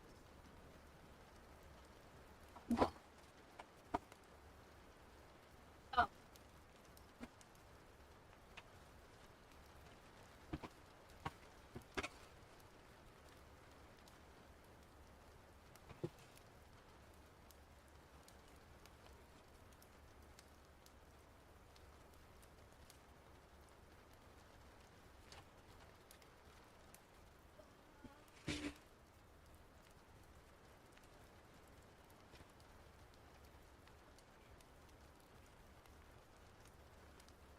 Okay, I think maybe I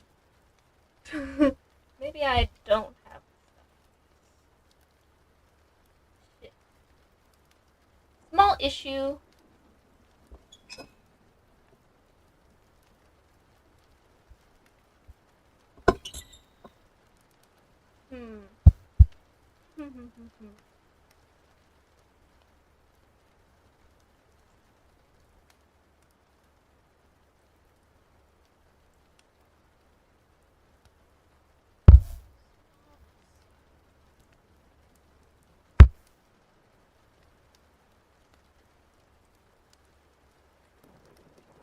Figured out.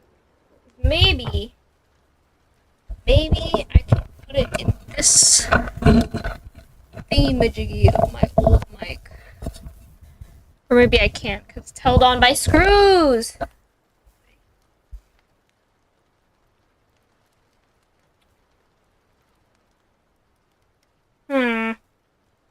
Okay. I have one more thing I'm gonna try.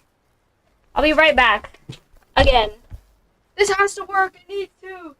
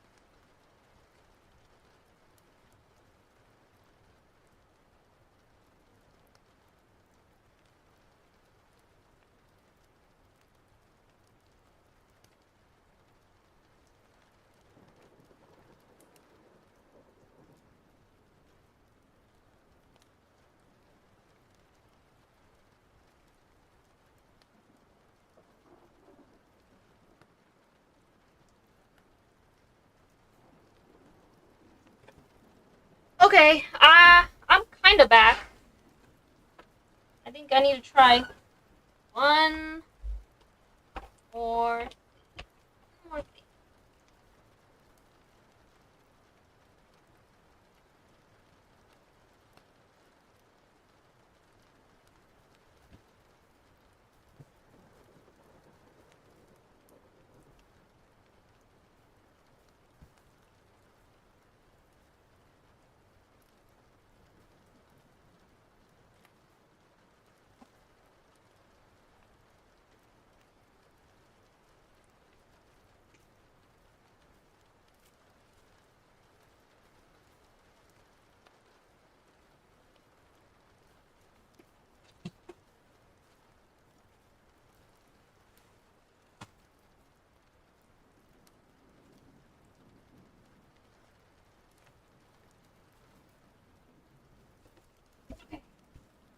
Well, I don't. So, maybe like 5 seconds. Actually, maybe 5 minutes. I'm gonna go drill a hole.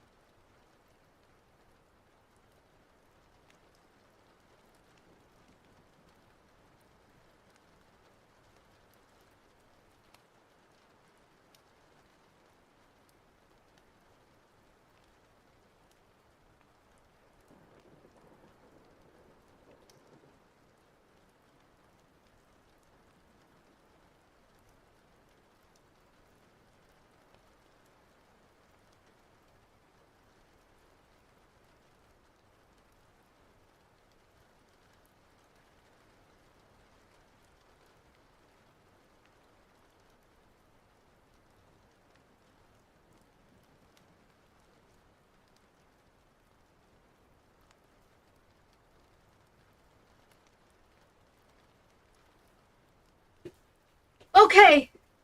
I've got it. I've got it. I've got it. I've drilled the hole into the stand. Well, not the stand. The mount. The mic mount. I've drilled the hole. And now it fits. Okay, so... so...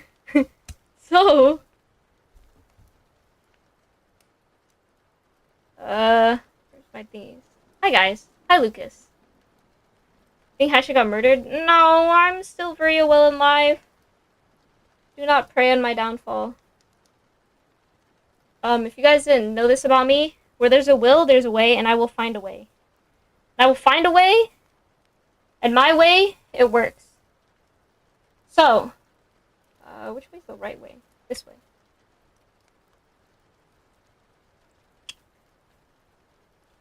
And what was I saying? Oh yeah, my way, it always works. My way or the highway? Oh, excuse me. So, gonna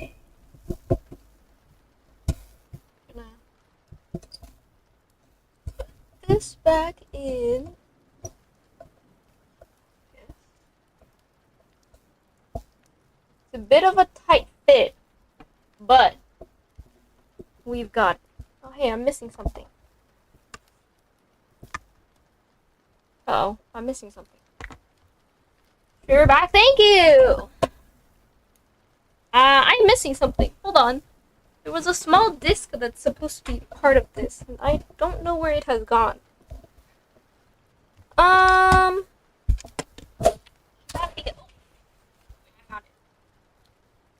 just heard it. I just heard it fall. I just heard it fall! Where the fuck did it go? Okay. Sit there. Don't. I just heard it fall and flap onto the ground. Where the fuck did it go?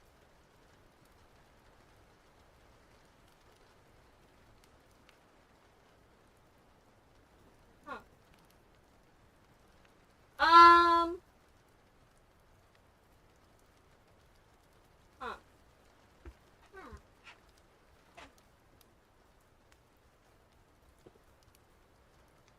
I heard it, but I think I've lost it again. So, I may or may not be close. Dude, what the hell? Where did it go? I'm gonna crash out. Where did it go? That little disc. Whatever. Maybe I can substitute it.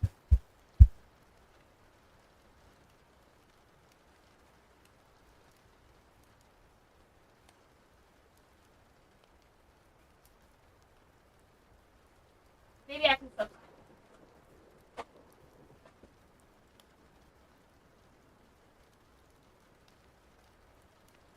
Is this it?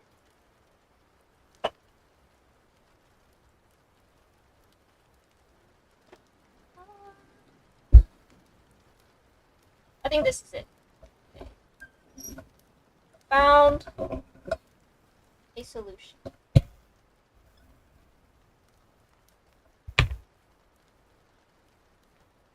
Maybe.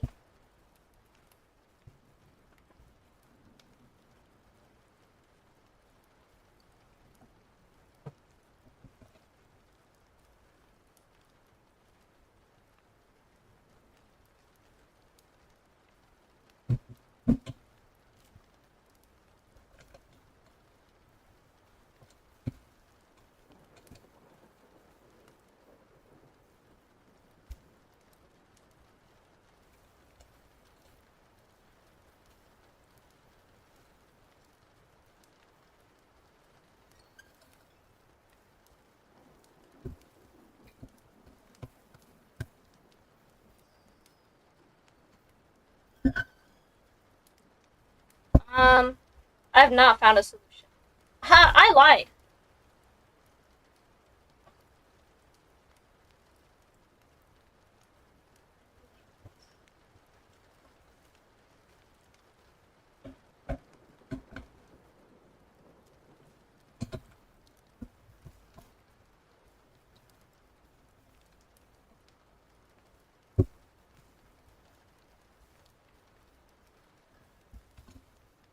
I have found a solution!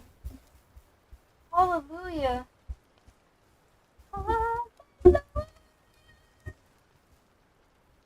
Why is this a little lopsided? Ah, that's why.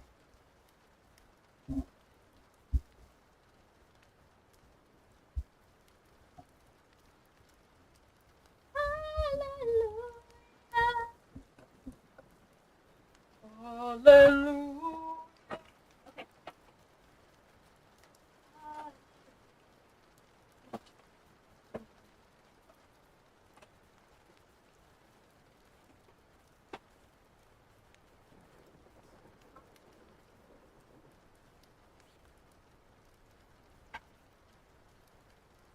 Everything back in their respective boxes.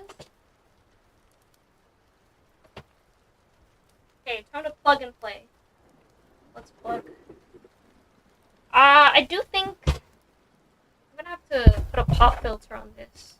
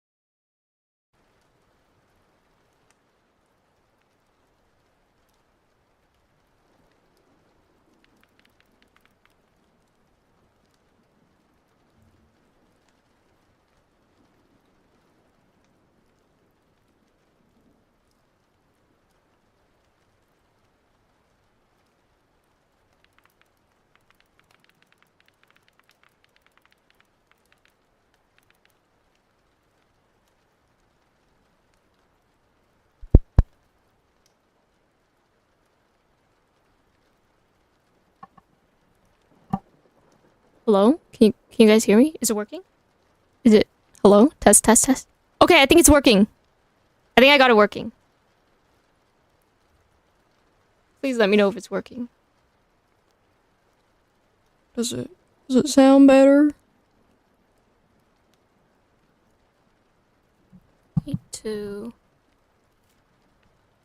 adjust this a bit, actually.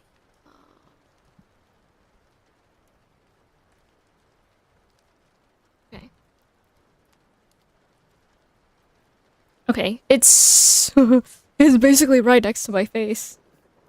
I don't know how much this is gonna affect like tracking, like my facial tracking and stuff like that, but we'll see. I myself, well, I can't exactly hear what I sound like, but I guess I'll look at stream after this, question mark, and see how it holds up. But yeah, thoughts, questions, concerns?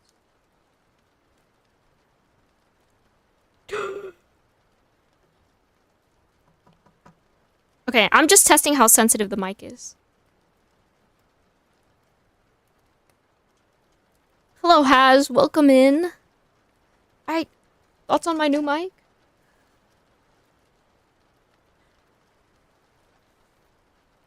Ugh. Okay.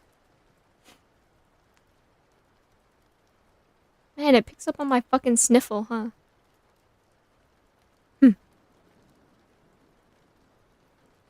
Okay, I'm really curious to hear what this sounds like. Oh, okay. Okay. Okay. What filters do I have set on this at the moment? Basically everything. There's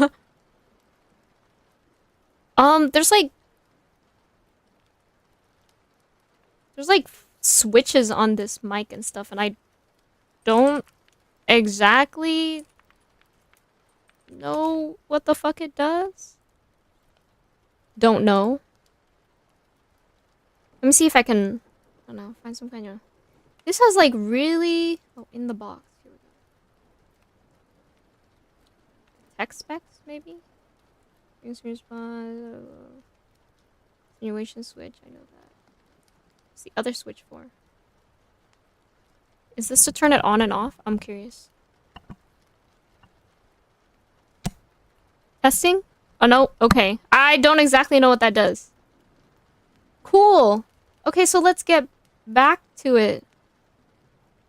Let's get back to it. We have... we have 2 more. Or I could just do 1 more. Actually, no, this one's kind of short. Okay. This one's called Obama Aftercare. Hey, can I read this on...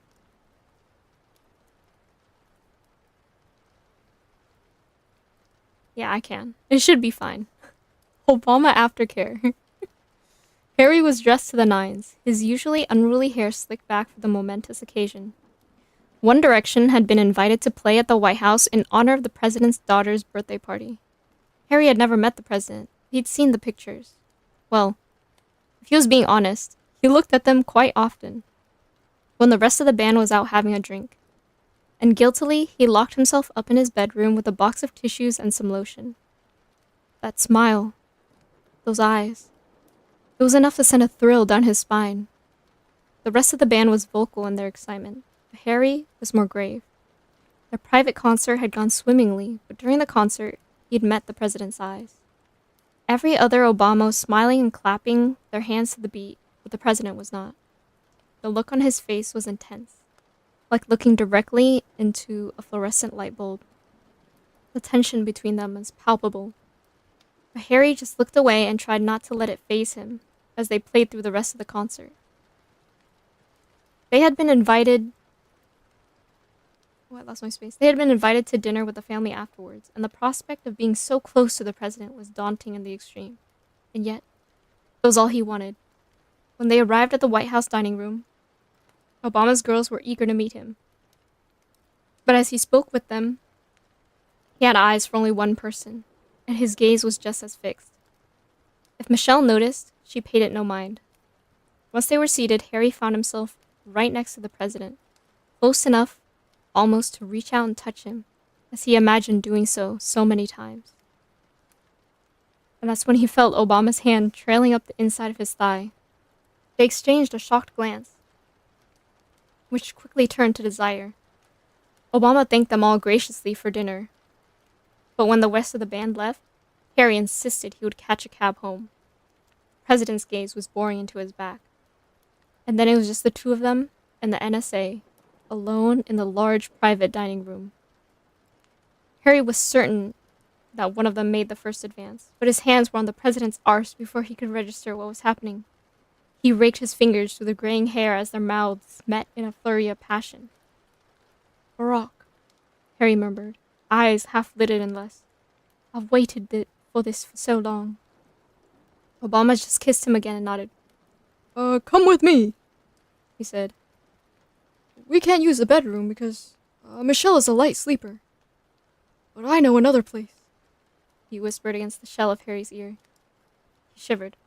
All right, he agreed, and allowed himself to be led down a long corridor into progressively darker and darker portions of the White House. They went down a long staircase, and Obama unhinged a thick door. Where are we? Harry asked in a mixture of fear and awe. The presidential sex dungeon, Obama said, flicking on a switch that illuminated the room. There was red as far as the eye could see, and what must have been every manner of sex toy that humankind had ever created. Harry couldn't wait any longer. He threw the president down against the bed with the entire force of his body weight, pinning him there as he tore off his expensive suit. The president gasped under him, and barely seemed to register Harry locking his wrists into handcuffs above his head. You've been a very bad president, Harry whispered seductively, trailing a palm over the president's bare chest. And now, you're going to have to be impunished, he told him, grabbing a writing crop from the wall beside him. Obama writhed in anticipation. The first strike drew a cry from his lips, but quickly it dissolved into a moan as Harry hit him again and again, staining his gorgeous chocolate skin a painful swollen red. The president was panting under him, and he couldn't take it anymore. His cock strained painfully against his pants. He descended upon him like a bird of prey.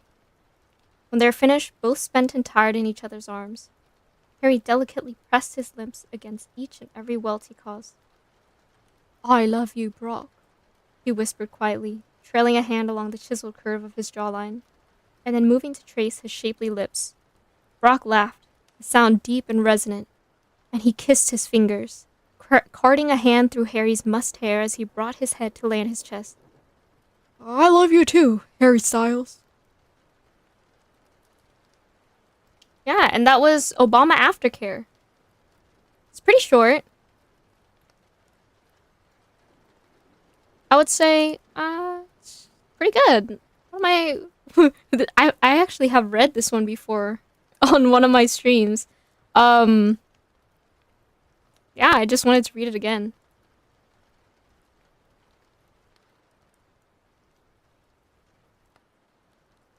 Hold on.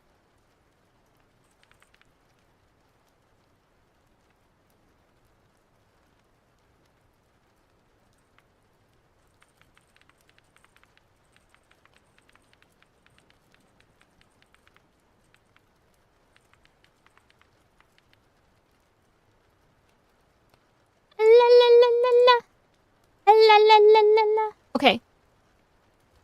Next and final one, okay? I don't know if I haven't read this one before. This one is called Double Booked. It is another Obama fanfiction.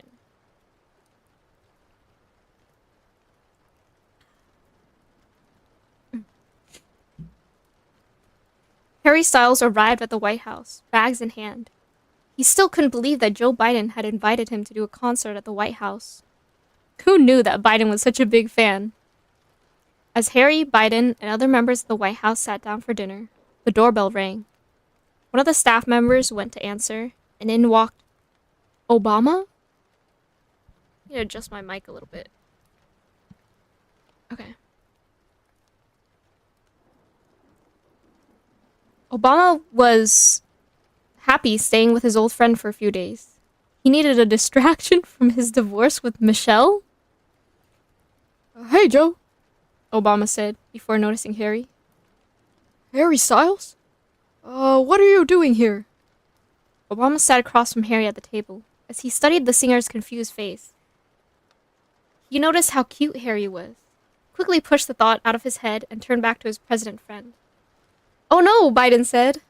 It seems I've double booked myself. That's okay. Oh no, this is Harry. That's okay, Harry said, giving Obama a small smile. I don't mind. Good, Biden said. Harry, I invited Obama over for the weekend to stay at the White House. We're good friends, you know. And Obama, I also invited Harry over for the weekend, too. Tomorrow, he'll perform a concert at the White House. A private concert for me and my staff. Hey, you can watch it, too, Joe Biden rambled on. But Obama couldn't stop thinking about the man sitting across from him. Harry Styles had never met Obama in person. He was surprisingly tall and muscular and handsome. Harry felt his cheeks getting hot. He stuffed some food into his mouth, hoping it would stop him from blushing. After dinner, Joe Biden shows Obama and Harry to their bedrooms. Luckily, the White House has multiple guest bedrooms. Obama and Harry settle into bedrooms across from each other. A few hours later, Harry is extremely bored in his room. Joe Biden insisted that everyone has to go to bed at 8 p.m., but of course, no one did it except him, so he's just been sitting in his room for around 2 hours. Harry tried to work, but his mind kept wandering. He couldn't stop thinking about Obama. Harry Styles sighed and walked up to Obama's door. Gathering up his courage, he knocked on Obama's door. Obama opened the door, and Harry blushed at the sight of him. Oh, Harry! Obama said, surprised to see him. What brings you here? Oh, well, I was just wondering if we could hang out for a bit. Harry replied nervously. Come in, Obama said, happy to spend some time with Harry. After a while of talking about anything and everything, the topic of Harry's concert was brought up. I heard you're doing a special White House concert tomorrow. Yeah, Biden requested it himself. I never knew he was a fan of my music. Harry Styles forced himself to look away from Obama's handsome face, knowing it would only make him blush and stumble over his words. Obama chuckled quietly. I never knew either. Obama looked at Harry with a slight smile. I can see why you have so many fans. Low-key, he's kind of like turning into Kingpin, and I don't know why. Maybe because I've been watching that show recently. Harry looked down. Thanks, he said quietly. I mean it, Obama said, gently pushing Harry's chin up and looking him in the eye. You're a great singer. Harry blushed as Obama put a hand under his chin. He felt butterflies in his stomach as he made eye contact with Obama. You really think so? Obama smiled earnestly. Of course. You're one of the best singers I've ever heard. After hearing the sincere compliment, the words just spilled out of Harry's mouth. Obama, I have something to confess.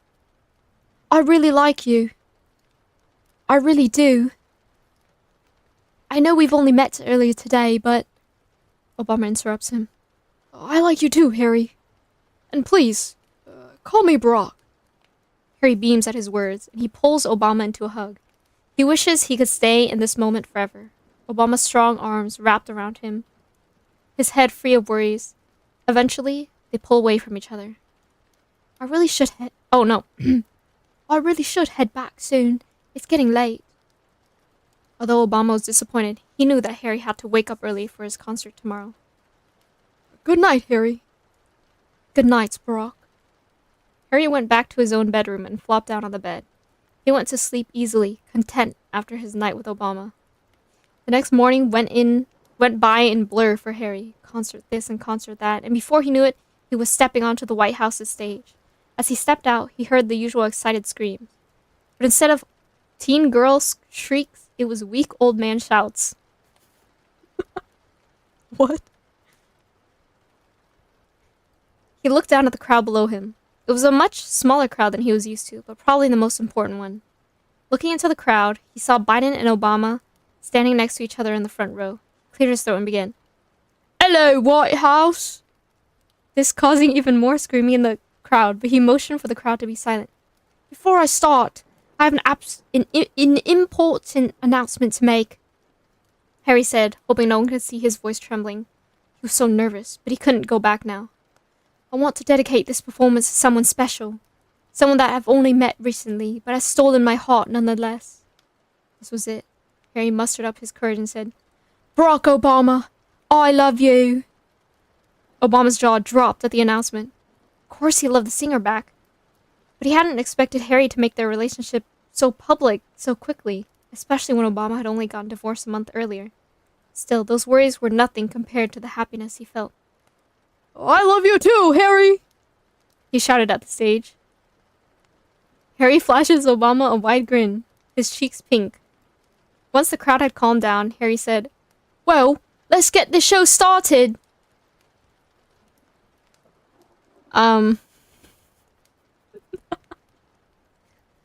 was it for Double Booked. And that's also it for my stream today. It is kind of a short stream. I think I spent like 30 minutes of it like doing my mic stuff. But yeah. Thank you everyone for stopping by. I hope you guys enjoyed that, because that was cock and ball torture for me. Yeah, I'll see you all tomorrow morning. Not tomorrow morning, tomorrow afternoon. Guardians of the Galaxy, 1 p.m. or 2 p.m. I don't remember what I had it set as. Let me see. 2 p.m. I'll see you guys at 2 p.m. Please be there or be square. Bye, everyone. Goodbye, everyone.